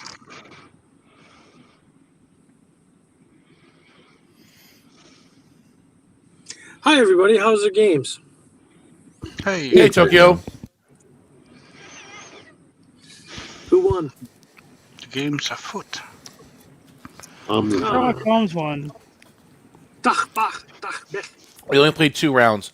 John tortured us a bit in round 2, but it wasn't terrible. They were good categories. I love those initials. I can't wait to actually think about that. Like, if I knew ahead of time, I would have had my mindset. You have to be in a different mindset to do the initials. It's like playing categories. Your mind doesn't work that way at first. You have to really get into that mindset. So John tortured you guys. So did you confess? No, we didn't have to confess, but I mean, it was no, it wasn't terrible. I mean, they were good. They were challenging. You know, you had made you think. He actually used anesthesia to pull your molar. Either you think or you sink. Think you sink. What was the name of are the? there? What was the name of that? Not the character's name, but his position. The lawyer. He wasn't really a lawyer, but he was like a Cardassian representative that was helping O'Brien. Arbiter was Conservator. Conservator. Conservator? Is that what it was? Venerable Kovacs. Yes. Okay. That was such a great character. I really like that. Winning isn't everything. What just happened? You won. I'm ruined. They'll kill me. Oh, they'll kill me. I thought it was I'm ruined. They'll kill me. Didn't he say that? You did say it. They'll kill me. I like the lawyer-like character that Admiral Hayes, what's his name, from Enterprise. He was in Orville, and he played like, not a lawyer, they didn't call him a lawyer, but he was like some kind of, I'm tired, so I can't remember the exact position, but he was going to help Lamar with his apology tour. Yeah. Yeah, it wasn't a lawyer. It wasn't called a lawyer. It was called It was like his publicist. publicity officer or something, like a publicity representative. He was going to help him with his apology tour, which I thought was such a great idea. I don't know how they came up with that. Just brilliant. As corny as that episode is, that's the heart and soul of Star Trek, right there. I completely agree. It was great. It's looking at us through a different lens. And the funniest part, the most relevant and funniest part of that episode is at the end when they're like they're putting fake news into the feed, and they're like, is anybody gonna corroborate this? Nobody ever does. That's the best part of the episode right there, that one line. Fairly accurate, really. Yeah, no, that's why it's so good. It's a very smart episode and still very funny. That was first season too. That whole first season was like the spirit of Star Trek. Yeah. Even though it was like the parody of Star Trek. Appropriate parody. I'm looking at you, Lower Decks. You are not an appropriate parody. But is a Muppet episode a parody? Would you say or no? The Muppet episode is a travesty. But I really the whole idea of and here's the other thing. When they brought back, I just want to make one more point about that episode, and then we'll move on back to Star Trek. But they had the whole voting badges. But the end of at the end of the series, when the girl comes back and she hands in her badge, she's like, she made a line, like a really quick line that had me thinking for days. She's like, the only time the people on my planet feel like they're part of something greater than themselves is if they're part of some massive downvote. That line just kind of flew under the radar. Like, it just kind of is there, and then she kind of says it, and it's like tossed away. And that is the way we think today, you know, with everything that's going on today. I don't want to get into like current events. I don't want to hit anything specific, but think about that line that she says. It's so true. Yeah. I'm not, like I said, I'm not going to bring up anything specific because I want to respect everybody here in the channel, but it's a great line. It's something that I thought about for days because she just tossed it out, and I'm like, wow, that is really something. And that's what Star Trek used to do. Is give you a line like that and just make you think about it. And I think that's part of the reason why Orville's not going to come back is because it's in today's climate, today's politics. We want something like the Orville, right? The Orville is holding up a mirror to us, like Star Trek used to. It doesn't anymore, and that's what really sucks. It doesn't. The Orville puppets don't hold up mirrors? I thought they. No, they don't. Oh, okay. All right. Oh my God. It forces. Yeah, stop. Please stop. It's forcing us. It's forcing us as a society to look at ourselves and go, well, this sucks. We need to change for the better. And Orville's doing what Star Trek used to. Yes, I now agree. Now Star Trek is giving us singing Klingon boy bands and puppets. And musical episodes, and what's the other one they did? The cartoon crossover, the animated series. Yeah, got that one. We got Spock becoming human, humans becoming Vulcans. And now we've got Starfleet Academy, which is throwing out all of the lore that we come to know. I mean, I have low expectations. Well, I mean, what lore do we know from the 32nd century? The Burn, Nivar. Who cares? Hybrids. That's it, right? Yeah. That's all the show is going to be. That's it. It's going to be Klingon in a skirt too. Was he in a skirt? There's some promotional images showing the guy in a skirt. Yes. Oh, no. Scants are back. Oh, it's scant, right? Oh, it's a skirt scant. Yep, the scants are back. Oh boy. Last seen 40 some odd years ago in Star Trek: The Next Generation season 1. Yep. They're back. Well, did they bring him back for All Good Things too? Wasn't Deanna hopping around in All Good Things? Well, that was Deanna. We're talking about dudes wearing Dudes, yeah, that's true. We did see dudes in Encounter at Farpoint and a few others. You're right. Yeah, season we 1. did. Season 1. They got rid of that in Yes. season 2 because they realized that the scants on dudes is just doesn't belong. But now we've It got looks scants on strange. dudes in Starfleet Academy. Okay. Sin, long Thomas time no Potts see. says- How you doing, dude? Thomas says Starfleet Academy will be great. Good. What? That's what- It's Sin. Long time no It see. will. How you been? Oh. The vlog's improper.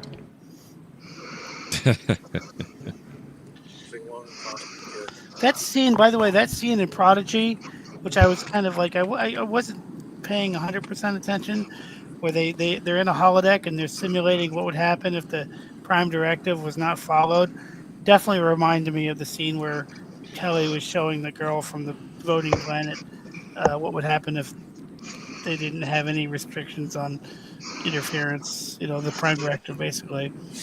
Well, that was a first contact situation in Prodigy. Okay, but I just, like I said, I wasn't paying 100% attention, but it just reminded me of using a holodeck to show what would happen. Yeah, it was very similar. Yeah, very similar. Aravic just mentioned Star Trek United, but that's not confirmed, Aravic, unfortunately. That's not going to happen. Yeah, we don't I think it's going to happen. Really doubtful. That is not going to happen. It's like fake news churning around this week. Clickbait. Right now, like, Mike Sussman's running with it. Mike Sussman is running with it. He's doing interviews with the YouTube channels and stuff about it. It's not going to happen. No. It's, he's singing the same song and dance Terry Metalis was singing at the end of Picard season 3. But Metalis was ready to, it was more ready. Like, it was right there. They had everyone ready to go. But, and now to be people in Trek movie are like, oh, nobody wanted that. Yes, we did. Yes, we did. Everyone, the fans were screaming for it. They go, sure, give me Captain 7. Why not? Let's go. Okay. We wanted to give that a chance because I'm good with that. Awesome. It's better than nothing. I'll take it. Be the first one since Discovery season 3 that went beyond Voyager. Bring it. Yeah. And with Terry Metalis at the helm, I saw what he did with 3 as a solo. No, that was great. It was fantastic. He could have done some things. I don't care about the plot holes that are in it. It was better Trek than anything that we've ever gotten since 2005. Captain 7, interesting. You can bring in some Voyager people too. You can sprinkle them in along the way. Why not? No, they're too damn old. What do you mean? Huh? Well, the actors, you mean? Have you seen Janeway in real life? Yeah, I saw her in person a few weeks ago. I shook her hand. I saw her. She looks all right. She's not. She can't pull off Janeway in real life. Well, I mean, a really old grandma Janeway, I guess that'd be work. But I mean, Tuvok, he sounds terrible. I mean, if you listen to him, he looks about the same though. He looks a bit almost. He's a little aged, but not. Yeah. Roxanne Pretty Dawson's old. still ripe, I think. Yeah, you can bring her back. Yeah, but did you see Dawson the doesn't even scenes act with anymore. with the Doctor and Prodigy that they've shown? I mean, he's just kind of Yeah. stumbling around. He did not want to be there. You could tell Robert Picardo was dreading every moment on set. Just in we that see 5 seconds. Picardo in the promos for Starfleet Academy. He looks Yeah. super old, and it's like you're not going to pull off the Doctor anymore. Yeah, he was just kind of stumbling around the scenery. I wonder what they're going to say. But... Yeah, I mean, Well, it's a big deal. He was in the Orville for a couple episodes, and he was okay there. Yeah, but that To was Laura's years. father. That was several years ago. Yeah, true. But yeah, he was in 2 episodes as Catan. Tom's father. Well, Yeah. he said something in an interview he probably shouldn't have said, Picardo. He's like, these people don't talk Star Trek, and I'm used to talking Star Trek in this role. Like, I guess he was trying to say that their speech, the way that they're speaking, is like not what he's used to in the Doctor role, and he probably shouldn't have said that. I mean, we all know it, but you know, He's right. I know. But One of the very few actors that get why we're griping. yeah. No. Like he said, it took him time to adjust to the new writing style or something. He said, like he didn't understand how they were speaking. You know what I mean? He didn't know where he fit in. You need to be almost like a stage actor, or to have a stage sensibility to your acting, to be like a Star Trek actor in the era that we're talking about, that we grew up with. You need to almost treat it like it's a play, or it's a little bit more formal. Even Star Wars back in the original trilogy had a more formal language, especially like Lando Calrissian, the way he would talk.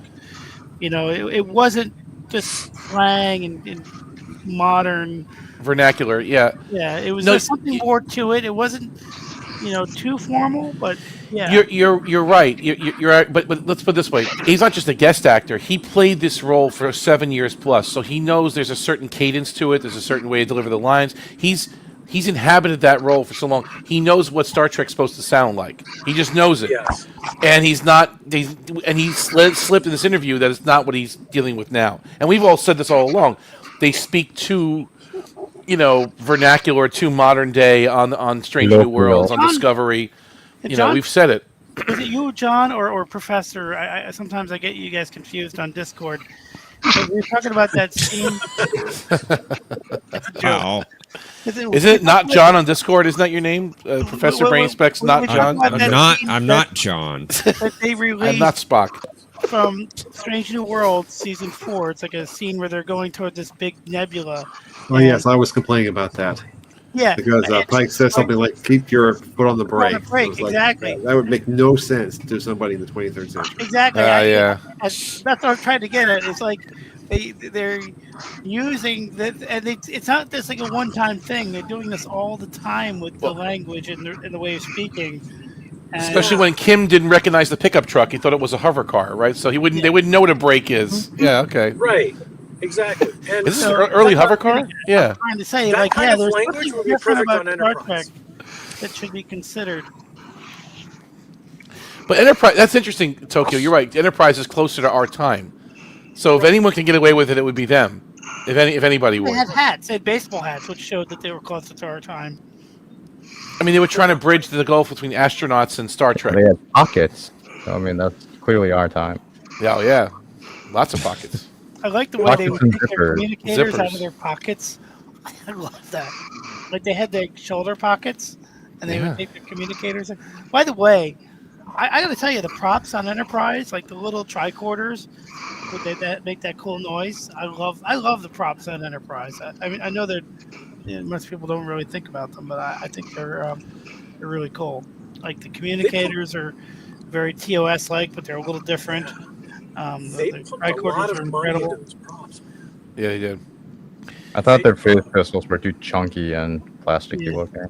I like the original phase. Like they always say, I say this every time we chat about it, but I like the original phase guns, whatever they had before that. On Rigel, when they were shooting, they had that shootout on Rigel. Oh, the blue bullets that came out of him. Yeah, Oh, those are I think those were like the EM5 or Yes. something. Oh, they were like Okay. pulse guns, and they were. Yeah. I wish they kept those. They just had those for the entire show. Yeah, and Mercer And oh, bought she those to the ship. parts. Yeah, those parts or the props, man, they were something else. They pumped a lot of money into like the hand scanners Yeah. where they used to show the graphic. And Yeah, Patrick, please wake up. I am awake. They looked really good. I mean, I just liked the way they. What I liked is if you listen to the commentary track for Broken Bow from Brandon Braga and Rick Berman, they used the phrase "splitting the difference" a lot, meaning they wanted to split the difference between something that was more advanced than TOS. I mean, less advanced than TOS, but more advanced than what we have today. But obviously, that can't really happen because we have stuff today that's more advanced than TOS. So they had to kind of find a line and kind of cheat it a little bit, whether it's a set or a prop or an idea. They really had to like figure that out. Like, what is something that looks futuristic today, but yet could be an origin for something that we saw in TOS? And I think they did a pretty good job overall. Not perfect, but really, really good. They cheapened down on season 4 though when they lost all that money. Like there's this one scene in the Forge where Reed and Travis. Reed and Travis were in the debris of the UE embassy. They find a bomb. Okay. And Reed goes to scan it, and it's like they didn't have enough money to finish the visual effects, and we got just a shot of the cookie cutter toy still picture readout, and he's pressing buttons on it. Like there's supposed to be a graphic there, but there's not. I It's remember just that the scene. sticker decal. It reminded me of RoboCop when they first show that RoboCop as a homing device. It was just a couple lights. It wasn't really anything. It was just a crappy prop. You know, and when RoboCop was in the chair and they're talking about the baby food. If you look at the scanner, it's just two little red lights. They wouldn't move at all if they had to. And they cheaped out on the prop because later when Dick Jones had it, it would actually worked the way you'd think it would because RoboCop is approaching his position. But when they first showed it, it was just a cheap prop. It was badly done. But that happens. I love that about movies. I love noticing things like that. That's why I love rewatching all this stuff. Yeah. Like in Bound when the Orion chicks are on the bridge and the camera cuts away. Oh yeah, the entire backstage is visible. Terrible. You see the ladder? I never noticed it until like a year ago when somebody pointed it out to me, and then I think I shared it with you guys when I found out. I think that's what happened. I think it was me. Yeah. Yeah. One of us. Somebody did it. Somebody shared it, and then I shared it, and then you shared it. I don't remember what order it happened in. Return of the Archons is also forever tainted too, because when the camera is panning behind the stone stanchion, you can see the shadow of the camera, the reflection of the guy smoking a cigarette. Really? I never knew that. Is it in the beginning of the episode or the end of the episode? It was when they were all thrown into prison in Return of the Archons. Okay. Festival! It's the establishing shot of the interior of the dungeon, and the camera is panning from the door over to where the prisoners are, where Kirk and Party are. They pass a stanchion, and the stanchion, you can see the shadow of the camera guy, and the director smoking a cigarette. You can see him smoking. Really? I'm gonna look Beautiful. that up. Yeah, that's worse than looking at the backstage on the bridge. Is that from season 1? What season was that in? Yeah, I think Return of the Archon season 1. Yeah. 1. Yeah, it's 1. Yeah.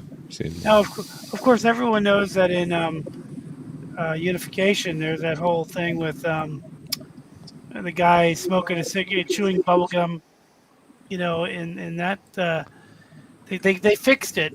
You mean the extra? There was an extra chewing gum. No, he was a camera operator, and you could see him in the reflection of the desk ornament. Oh, okay. Well, I'm sorry, John. I know John's a purist when it comes to TOS, but thank goodness they replaced the exterior shots with the CG that we got in 2005. Because I got sick and tired of seeing people smoking cigarettes in the reflection of the window when they're doing the exterior shots of the Enterprise in space. What? That took me out of it. What? I mean, the TOS remastered is fine to me. I mean, they were pretty faithful to the original. Yeah, they took some liberties. Could you see but- those? Are you like joking, or could you really see that in the? You the can shot? see it. You can see it. Really? Yeah. It's just as bad as TAS with the exterior shots where you've got cigarette stains floating and little floaties on this clear cell as the Enterprise is supposed to move against the background. The dirt. There's always this dirt. Flecks of food. Yes, little Like the specks. people of Funimation really didn't care what they were making. Well, it's a Star Trek. Who gives a crap? Yeah. Let's put Koloff on the view screen, then put Koloff on the bridge, and put it back in the view screen. Turbo lift doors, who needs them? There you go. Yeah, at some point you got to show me these shots from. But you liked He-Man, didn't you? What's that? Yeah, He-Man was great. He-Man. And the Yeah, Master. but that was way after Star Trek, though. It was. It was 10 years later, right? So it was. They like fixed a 10 few some odd things years up. later. Yeah. And when they actually outlawed food in the production room. And smoking, maybe, huh? Yeah. Right. Don't use the cell frames as an ashtray. I have the power. Great By show. the power of Marlboro. Cigarette man. I love the vehicles in He-Man, like how they had these weird looking treads. It was a great universe. It was cool. I liked He-Man a lot. I can't wait. I'm actually looking forward to the movie. The movie, yeah, they're actually, instead of the Dolph Lundgren version where it's just like, oh, let's make up our lore. No, they're actually taking the cartoon itself and the original and doing something with it. And the guy that's directing it is the guy that directed Bumblebee, so obviously he's a huge He-Man fan, and I heard he's going to get it right. I hope. Great. But if it's anything like Revolution or whatever it is, where it actually became a She-Ra movie, then that's the only thing I'm scared of. That's actually going to become She-Ra. I'm not interested in watching Revelation. I heard it was terrible. It was. They killed He-Man. I haven't seen it, but I got the spoilers. They kill He-Man, and She-Ra is the master of the universe. I thought Princess Tila of was. Power. I thought Tila was. No, they made I'm pretty sure it was She-Ra. No, I thought Tila was the main character in that movie. Tila was. It was Tila.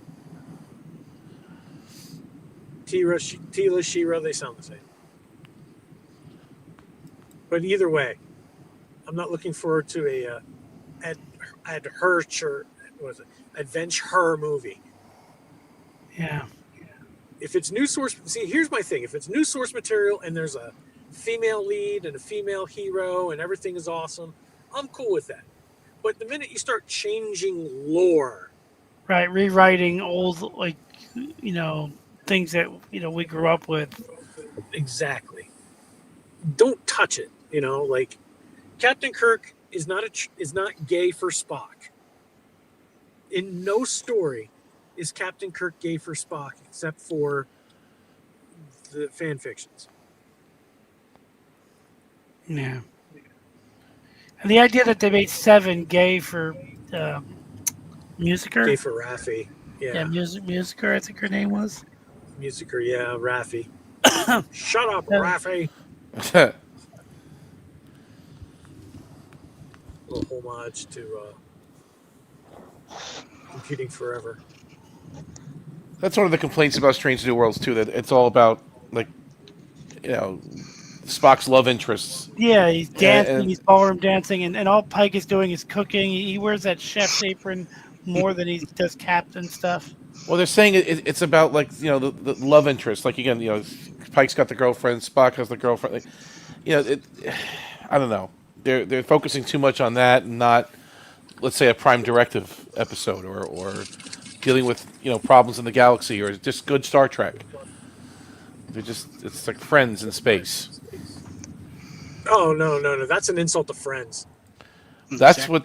Okay. Well, I didn't mean That's it an that way, insult to but Friends. okay, but that's what it's being described as by others. No, And yeah. I don't know what the show they're watching because Friends was awesome. Well, the Orville did a lot of relationship stuff, but the original billboard for that show was like, okay, in the future, technology has changed, but relationships really don't change. So that was one of the points of the show, was to show that the future things are going to be basically the same in terms of how we interact with each other. So that was one of the points of it. I heard, Yeah. if my memory serves me right, which recently it has not been, wasn't DS9 also labeled as the 90210 of Star Trek? Did they really say? Did someone actually say that? I mean, I could possibly remember that, but I don't think so. Why would they say that? Somebody did. Because That's crazy. it was like a soap opera. That's probably why they said it. Because yeah, because everybody was having relations with everybody. I guess. I It was mean, a you big have Worf and epiphone. Dax and It was a soap Kira and opera. Odo and it was a soap Dax opera. slept with half the Federation with reckless abandon. as both a male and a female. Yeah. And a male again. And a female again. She realized. Yeah. Curzon slept with half of the Federation, and Dempsey slept with the other half of the Federation. And the Klingon Empire. That's funny. Did we ever see Captain Baudet? Did they ever bring him into Lower Decks at all? No. The Gallamites? We haven't seen the Gallamite. No? We have not seen the Gallamite yet. Have Okay. we? It's better No, I'm not, asking. but better I not. haven't seen all Lower Decks, so I can't say. I don't know. I liked Lower Decks. I just wish it was a little slower. That's my main thing. It just was too fast. Gallamite. My gripe was that it was a parody. But see, this is my thing. I think Star Trek is boring, and I mean that as a compliment. Like, Star Trek isn't about like how fast. You know what I'm saying? Like, it's the big action, best of both worlds episodes are like a relief from what we normally see. But Star Trek is built on dramatic scenes and sometimes very slow scenes, and just a build-up of different genres and ideas. Star Trek is boring in all the best ways. This is what I'm trying to say. Then we would say well-paced. Right. There you go. Arabic says Gallamites were like the aliens from Mars Attacks, like the Martians. Is that what? Is that what they were? Can you imagine Captain Baudet and Jadzia Dax in the bedroom? She's trying to get it all. Always singing. I love that movie. I love the opening credits, and all you see is like 1,000 flying saucers heading to Earth. Huge fleet of flying saucers. And you see all the people that are like everybody. Like, that is the best movie. If you're trying to play like 6 degrees between two actors, you start with Mars Attacks because everybody was in it at the time. Natalie Portman was in it. Michael J. Fox was in it. Jack Nicholson was in it. Everybody was in that movie. Was in it. Yeah, like everybody was in it. Like Lisa Marie was in it. Like, just the credits go on forever. So you could just start with that movie and go from there. Especially for the late 90s. Planet X says, Mercer, I think Lower Decks actually would have been worked better with a 45-minute runtime. I agree. Had enough material and complex enough storylines. Yeah, I agree, and like I said, I like it. It's just and it's the same thing I have with Prodigy. I just like it if they were to just breathe between sentences, so that way I can take in what they're talking about. You know what I'm saying? Like, that's all I'm saying. I don't like a lot of the new crap. Mostly, I have gripes with the animated shows. And the reason why I'm saying this is not because of the stories or anything. Well, Lower Decks actually sucks really, really bad. But what timeline, what universe are these shows supposed to be in? Because they're not in any continuum that we are aware of. I don't know if Lower Decks is canon or not. I think it's not. But I like it, but I don't think it actually happened. You know what I'm saying? But I could be wrong. I think Lower Decks is canon, and I also think that Terry Metalis acknowledged it with the fate of the Enterprise. Because the thing that happened on the Enterprise, I think, was the construct. Well, so at least Prodigy, yeah. So at least Prodigy is canon. Oh yeah, no, I'm not. I'm talking about Lower Decks. Is that canon? Lower Prodigy, Decks, I'm not sure yet. I like Prodigy as canon because it's actually telling us what happened with Voyager after they got home, and giving us some hints as to Janeway and Chakotay and what they're doing. I like that.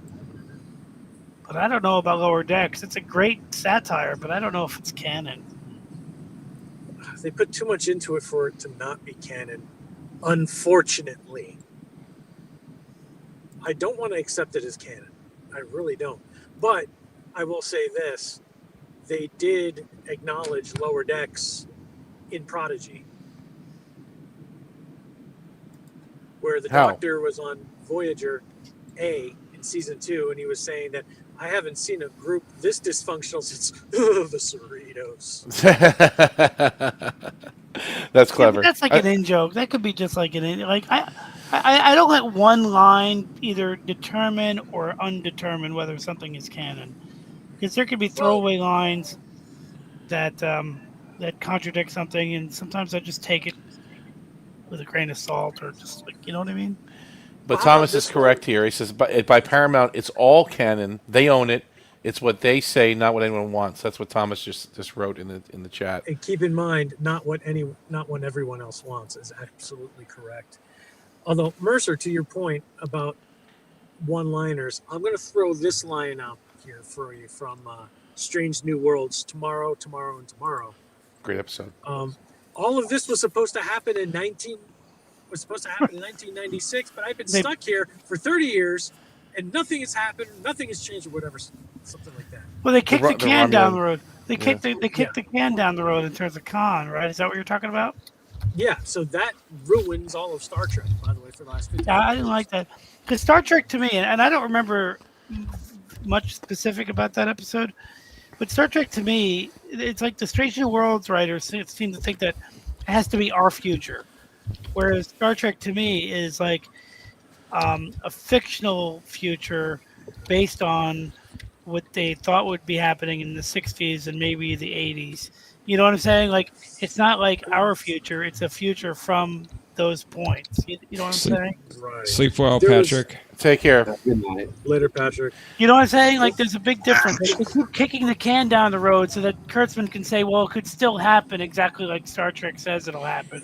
And I think that kind of misses the point. John puts a good comment. It's completely unnecessary, too. Like, there's a reason why Star Trek Federation failed and did not even come close to being written. Well, yeah, or being produced. That's the Bryan Singer Star Trek, the one where they go back in time and not go back in time, the one where they explore the Romulan Wars, and the great hero of the Romulan War who turned out to be Kirk's ancestor. Huh. Yeah, I read that. It was stupid. There's a reason why you don't do that in Star Trek. John writes, in Star Trek, there's a certain amount of escapism, and that's not, crowded or clouded or poisoned by modern day problems or, real world problems like war, disease, hunger. Yeah, DS9 went to war, full blown war, to illustrate humanity, but at the same time, there was always a message of hope in that. Always. It was never lost. Totally agree. Totally agree. So that's why you don't make a World War III Star Trek series. Death, disease, destruction, horror. I wrote something about this about a month ago on Discord. Sorry. Yeah, John wrote something I want to read. These shows are all canon, as you say, Thomas. I think the issue is that they aren't all in the same continuity. Am I still on? I want to. Yes, we hear you. Nope, I'm lagging. You're lagging, but the comment I'm going to say very facetiously is that yes, but is don't let continuity get in the way of a good story. And this is what they've written. The producers or the hacks that write for these articles. Omni? Yes, I hear you. We hear you. Yes. You're there. This is weird. Okay. So they're trying to tell the fans, don't get hung up on continuity. Who cares when Khan was born? Who cares about it? It's good storytelling. But the thing is, they're not even telling good stories. That's part of the problem too. How dare you, sir? How dare you? How dare I what? They are telling incredible stories. Oh. Incredibly bad. Well, the ratings have been really good. Then they dropped off a bit for season 3 of Strange New Worlds. So, fans have spoken. More like the bots have spoken. Welcome back, Tokyo.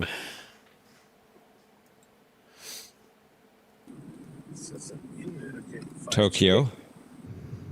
Come on, Starlink. Put me back up. I wrote something about this. I'll post it in. I just. You could just say what you're posting. It's disconnected. I don't like. Crazy. It's just easier for me to post it. I get a little shy when I read my writing, but I appreciate the offer. No, because I'm gonna be honest, I'm too lazy to go read. I'll just try to sum it up here. It's like, you know, they keep kicking the can down the road, and yet, you know, World War III or the eugenics wars, which are actually two different things, they kind of happened, but yet in a Voyager episode, they went to the 90s, and it was like our 90s, you know, rather than the war 90s, you know. And the way I think of it is, Star Trek isn't a real documentary. We kind of are just observing the future, and sometimes the writers of different episodes have some insight that they want to bring to either the fictitious future or our future, so they can kind of toy with, it's not like it's like we exist between what really happened in history and what happened only in Star Trek's history, and they have the franchise has this amazing ability to kind of toy with both of those. You see what I'm getting at? You know. Well, on the note of Future's End, remember John, Jeff, and I, we all always point this out, that this could be at a point in 1996 after the eugenics wars, considering that Rain Robinson had a model of the DY-100 in her office window. Okay. But I'm just saying, like, Trek is a little bit more, it's not a slave to it doesn't have to be a slave to its canon all the time. And a different writer can decide, I want to tell a story or offer a perspective on something, and they for some reason it works. I don't know. It's just, anyway, sorry, I'm going to that note, I think the only time Star Trek got modern day quote unquote right was in a very, very bad Star Trek that actually has air quotes around it, and that's Picard season 2. They got the era right with what was established in DS9, what is generally supposed to have been established in TOS, and in TNG with war and all that stuff going on the horizon. I think that in that era, that picture of the era worked correctly, where they could go back in time, right, to the modern day, and because we know Roy Kirk was around with Nomad, for example, right? Colonel Roy Green Kirk was mentioned. Colonel Green, the sanctuary cities, or sanctuary districts, sanctuary cities, which actually happened in real life. Yeah. I mean, yeah, the story sucked so bad. But the picture of the era of that fictional universe was correct. But wasn't don't Colonel need to kick the Green? can down the road. He murdered people that were deformed by the nuclear By the- holocaust. Right. Where is the nuclear holocaust with Seven and Raffi driving around in a Ford Explorer? Like, I'm not seeing it. I'm not seeing the destruction, Well, the aftermath of when any was war. Colonel Green? Colonel Green was when? What That year was right Colonel there Green? wasn't it? John, help me out. 2020 something, wasn't it? 2030. Well, Wasn't Paxton looked up to him, so it Yeah. was for his generation. I thought it was early 20s. That would be post-war, sometime between the end of the war and First Contact. And First Contact, which is 2020, 2030, 24. I mean, somewhere in First that area. Contact is 2060. 2060. But So we're looking 2030, 2040. But where's the mutants running around? Where's the nuclear waste? Where's the I mean, I don't see it. Here's the big thing, okay? Yeah. Riker said that only 600 million people were dead. So it didn't hit LA, is what we're saying. LA was cool. Right. So okay, probably LA the escaped it. Post-atomic nuclear horror Yes. happened in like the countryside. And somebody had really bad aim because 600 million is one city. Only. Lily says it's the ECA, or the Eastern Coalition. What's that all about? Seemed like America was America when they're driving around and talking about, was it? Well, the econ must be where they have that courtroom at Encounter at Farpoint. China. Yeah, China. Oh, interesting. So wait. Q's judge was an Eastern Coalition? No. That's interesting. John's talking about the drug soldiers. No, but he's trying to. I'm just making that up. That's okay. Anywhere, but it's just. Yeah, where are the drug soldiers? Yeah, that would be great if they worked that into with a little sniffy thing. Yeah, Turn into Makos. the Makos. Oh, that'd be funny. The drug soldiers. The drug soldiers. Yeah. The human Jeopnerdy. That's right. Soldiers, you will press the trigger if there's no other word but guilty.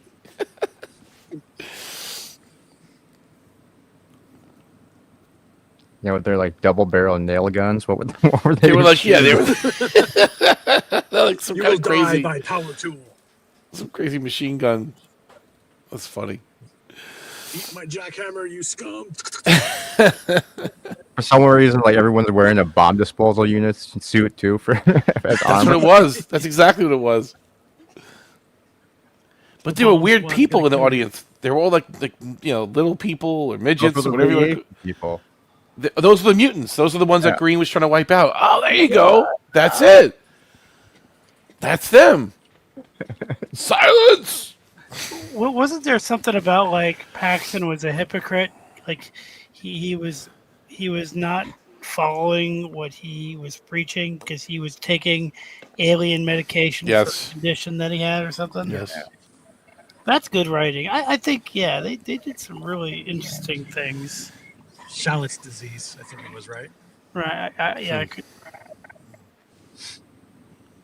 Yeah, he had a genetic disease where Colonel Green would have euthanized him. Yep. It's like, it's like taking Andorian gene therapy or something like that. Yeah, I think so. Really good stuff. I mean, the only problem with those two episodes is that they were a little stiff. Like, they were great stories. The acting was good. The directing was good. But there was just something about them where there's nothing. You're not as emotionally involved in them as you might want to be. Until the end at least. What about Carpenter Street? What are you talking about? Yeah. I'm talking about like the Demons and Kara Prime. They're great episodes, but they're kind of just done in a workmanlike way. The directing is very like at least the ending is different because you're learning about the baby dying and whatever. But most of the two episodes, it's fine. It just feels a little too like this is this scene, this is this scene. The structure is this. It's very just you're not really emotionally attached to the story, but it's still good. I understand your point, but I was actually emotionally attached to that up to both. Oh, I loved it myself. They were. I loved it myself. Yeah. The best. It's the All right, I'm going to say it, and I don't care what anybody else feels or how. Oh, no, you're good. It is the best series finale of all of Star Trek, or those 2 episodes. If only. But they are, because These Are the Voyages does not exist. There's so many great themes in those 2 episodes that they tackled, that they were dancing around for the whole season, and they finally tackled them. Xenophobia, being hypocrite, Earth's entry into the community of interstellar planets. Just a lot of themes that were not just like in the background, but they were in the foreground of the story. And I think that's what you're getting at. I could be wrong. I'm not going to speak for you, but I think the reason they work as episodes is because they took all the themes that they've been talking about and put them as part of the story, right? It could also, well, the fact also that the acting was top notch, and the structure of the episode, the writing of the episode, the directing, everything. That episode could have been. It owns most of Deep Space Nine. I'm sorry, it's one of the best episodes of Star Trek. Good. Yeah, I mean, I really like them. I just sometimes I feel like I want I want a little bit more juice to them. Like a little bit more. But I really like them a lot for all the reasons you're mentioning. There could be a little bit more like high octane something going on. Right. What really gets me though is that it was a series finale. Not, because the show was canceled. Because that really, it put some stories to bed. But really at the same time, because it was canceled, there's a lot of unanswered questions. That would be awesome if that, now if we get Star Trek United, that would have answered those questions. But we're not going to get that. So no, it's not happening. We might. It's not. No, we won't. Skydance? No. No, Skydance is from what I heard. Skydance is doubling down with their contract with Kurtzman. Are they going to buy Warner Brothers or what? Are they going to end our nightmare that we're experiencing with DC and James Gunn's nightmarish? Yeah. I think they're doubling down on James Gunn too. But yeah, rumor has it they are buying WB. They're trying. I don't know if it's set yet. Do they have enough money to do it? I mean, are they? I don't know. I heard Netflix wants to buy it. I heard that they're putting their, and they definitely have enough money to buy it if they wanted to do it. Netflix has more money than Apple. Netflix has more liquid money, meaning money that they can actually use without like tearing stuff down. They have more They have more money than Apple in a way, not precisely, but just in terms of what they can actually get their hands on right now. And if they wanted to buy it, they could. If they were allowed to. Skydance needs to get rid of Star Trek, and I'm going to tell you. Besides the obvious, they're going to, from what I have understanding, they're pivoting away from the streaming / TV and going back to JJ. They're going. That's what I've heard too. Yeah, be giving Bad Robot, Secret Hideout, some films to make. Yep. And the Big reasoning stuff. behind that is why they're giving it to Secret Hideout. Guess why? Section 31. What about it? I'm telling you, as bad as that movie is, because everybody was hate watching it, the numbers are through the roof. That movie made millions in profit with the hate watches. Well, so yes, Kurtzman's that could getting be a crack at factor. that. I still haven't seen it. Yeah. Good. Either Don't. Because if Yeah. you do, well, if you want to see it, go to the high seas. I really shouldn't be condoning this on the channel. Go to the high seas. Otherwise, you're going to contribute to the numbers that Paramount and Secret Hideout are recruiting. I want to for watch this it with movie. Omni when he plays it one day. We're going to play it. We'll definitely play it. But what was I going to say? It's over. I think. It's done. Why? Well, I think that they want to go to big movies because that makes them a lot of money. I think they think this television thing, the fans are not happy with it. It's getting all the franchise is meandering right now, but they can make a nice movie like the good old days, like JJ Trek 2009, and then Into Darkness. Like that's what Skydance I think is dreaming about right now, to make some big blockbusters again.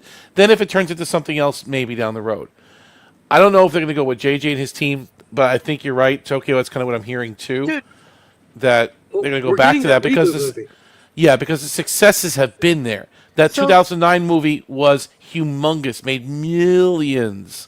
So Okay, what it I'm was thinking huge. from what you're saying, Omni, So is that they're in the same position that Star Wars is in, where they're the Mandalorian and Grogu is just they just really want to just make a movie that makes a penny at the box office. I don't know if Same that's with the Starfighter thing. You know, they're so desperate for a movie hit that they're just gonna just I don't think they're expecting Mandalorian and Grogu to make the kind of money that I'm talking about. Although it's going to make some money, I think that they want to go back, turn back the clock, like they did. Like I said, how about this? When the Force Awakens, when that debuted, that was a big one, right? That was huge. Right. That was huge. So think of that. If that's a better comparison, they want big.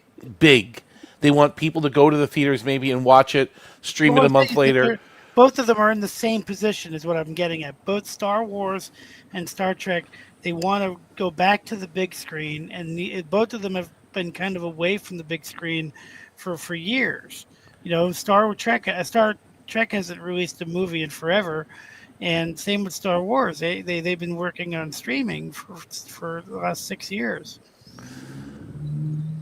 You know, they're both in the same position. Exactly. They're both. You know, they just want to put something out that even if it takes no chances at all, it's just a movie that. Well, no, I don't think that's what Skydance wants to do. I think they want to just turn the franchise down to just a big movie here and there. That's what the Mandalorian and Grogu is. No, big, not Mandalorian and Grogu. Big, huge budget, like $150 million budget or more. 200. They're not going to spend that on a Star Trek movie. They're not going. Okay. They're not going to because.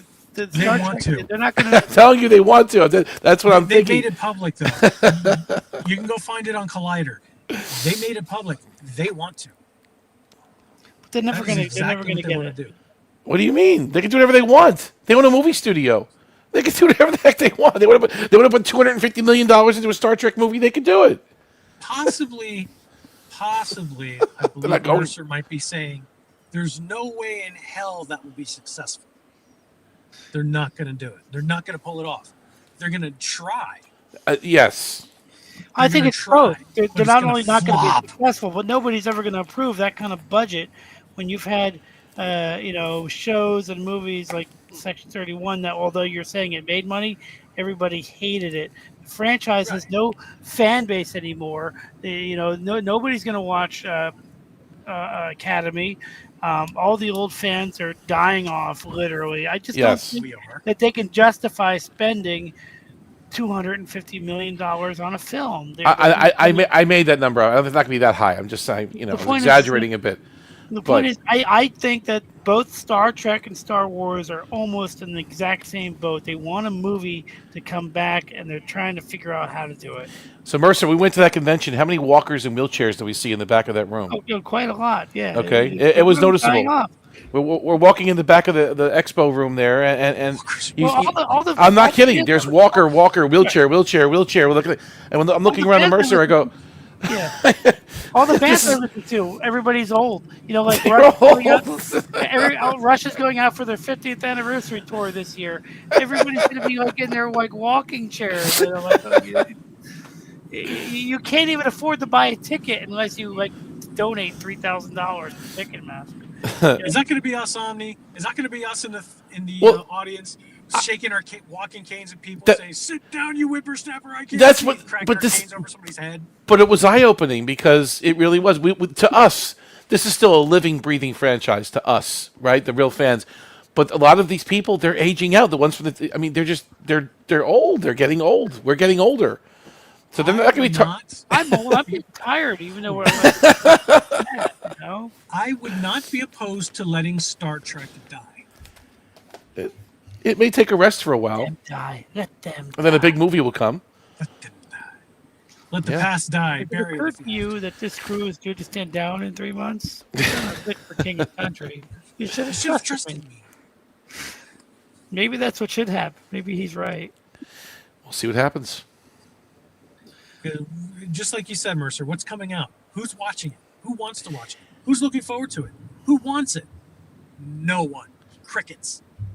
Like I say, it's the same thing with the Star Wars. I mean, it looks like It looks like they showed a trailer for season 4 on TV when that trailer for The Mandalorian dropped. That's what I'm trying to say. They didn't invest a lot of money into that movie. It's like a TV budget. No, it's $166 million. No. That's what the budget is. Are you serious? That's ridiculous. It's low budget for Star Wars, but it's still that's ridiculous. $166 million is the reported budget. That's not including marketing, and that's not including P&A. Wow. It's not including. It's 100 and let me check. So it's a lot of money. It's not. It's what does an episode cost on TV? Like 10 million? 10 to 15 million. Okay, all right. Which is insane too. I mean that's ridiculous too. Wow. Yep, 166.4 million for production. For Grogu. Who's gonna? Is that a date movie? I mean, you're gonna take? Oh, honey, let's go see Mandalorian and Grogu. Like, come on, man. It's a Disney movie. You'll like it, baby. No, it's cute. It's got a cute little character, the Muppets in it. But look, if they make a big Star Trek movie, again, big action, glitzy, huge budget, big explosions, maybe, all right, let's go see Star Trek. Come on, let's go. Looks good. Maybe. But Mandalorian and Grogu, I don't know. See, I think It's too geek for you. It's so geek oriented. Like late. Right? Like the Grogu thing is already passed. I think if they had hit the Grogu thing when Grogu was the biggest thing that they were selling, they could have made money from this movie. I like the series. I actually do. I think it's interesting. And I'd probably go see the movie too. I don't think it's going to make the money that they want it to make. I don't think it's going to flop. We'll see. But it just depends. It's a glorified episode. It's basically season 4 condensed into 2 hours. Yeah. It's what they wrote for season 4, just smashed into a movie. And the story, from what I heard, is not interesting. I am not interested in seeing a Hutt fighting people. It does not. But apparently, Rhoda the Hutt is going to be in the whole movie, and he's going to be fighting people. Rhoda Morgenstern. Oh, man. And then the next movie is basically Starfighter. The premise is exactly the same. A Jedi has a kid that the main character needs to bring to a Jedi. It's the same story that we've done. That's what the plot is. This kid is force sensitive, and the main character's got to bring him back to a Jedi. It's the same story that The Mandalorian is. It's the same thing. Hashtag the Sith were right. Ugh. I have to get up earlier tomorrow, guys. Listen, great hanging out. Tokyo, good seeing you, brother. Good seeing you, man. Dude. Enjoy your meetings tomorrow at Paramount. Thank you very much. No, not on Sunday. Sundays, I got other things to do on Sunday. Cinna, good seeing you, guy. Thank you, everybody. Thanks for John. the show. Thanks for joining us. Be good. Have a good night. Bye-bye. Good night. Good night, everybody. I'm going to get going, I guess. Good night, Mercer. It's good talking to you, brother. Good night. You too, and I'm glad you were here. It's I was really happy that we kind of are seeing eye to eye on some of this stuff. It's really great. Yeah, we don't disagree on a lot of things. We just passionate about what we're passionate about. It's all good, man. Yeah, it's all good.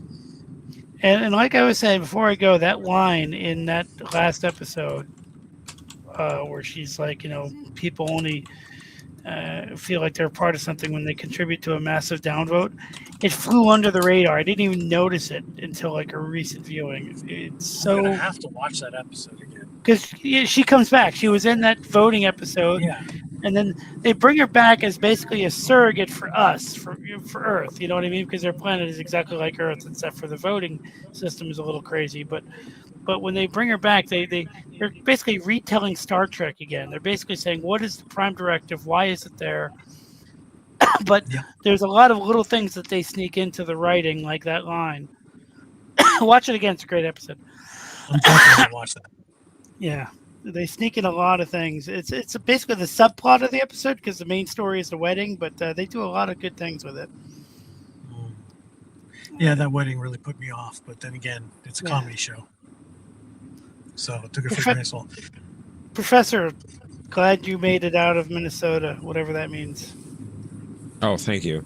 So am I. Minnesota.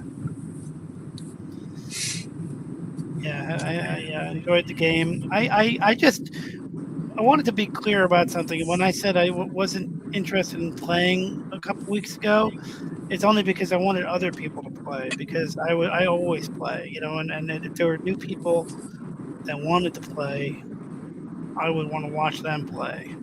Does that make sense?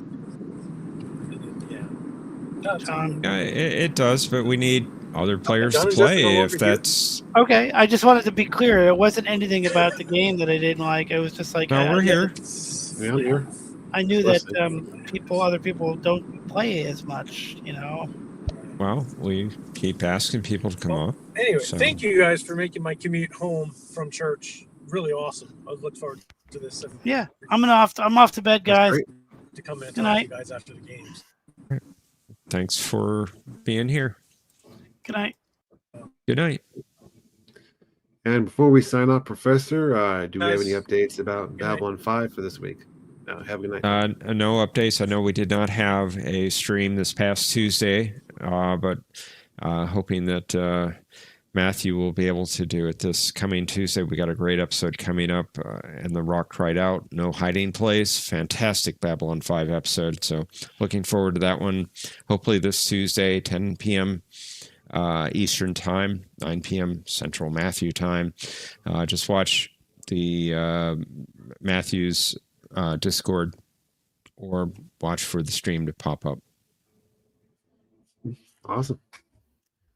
Thanks again, everyone. And we look forward to seeing you again next week for the next episode of Jeopardy. Good night, everyone. Have a good night, everyone. Justice for Arturus.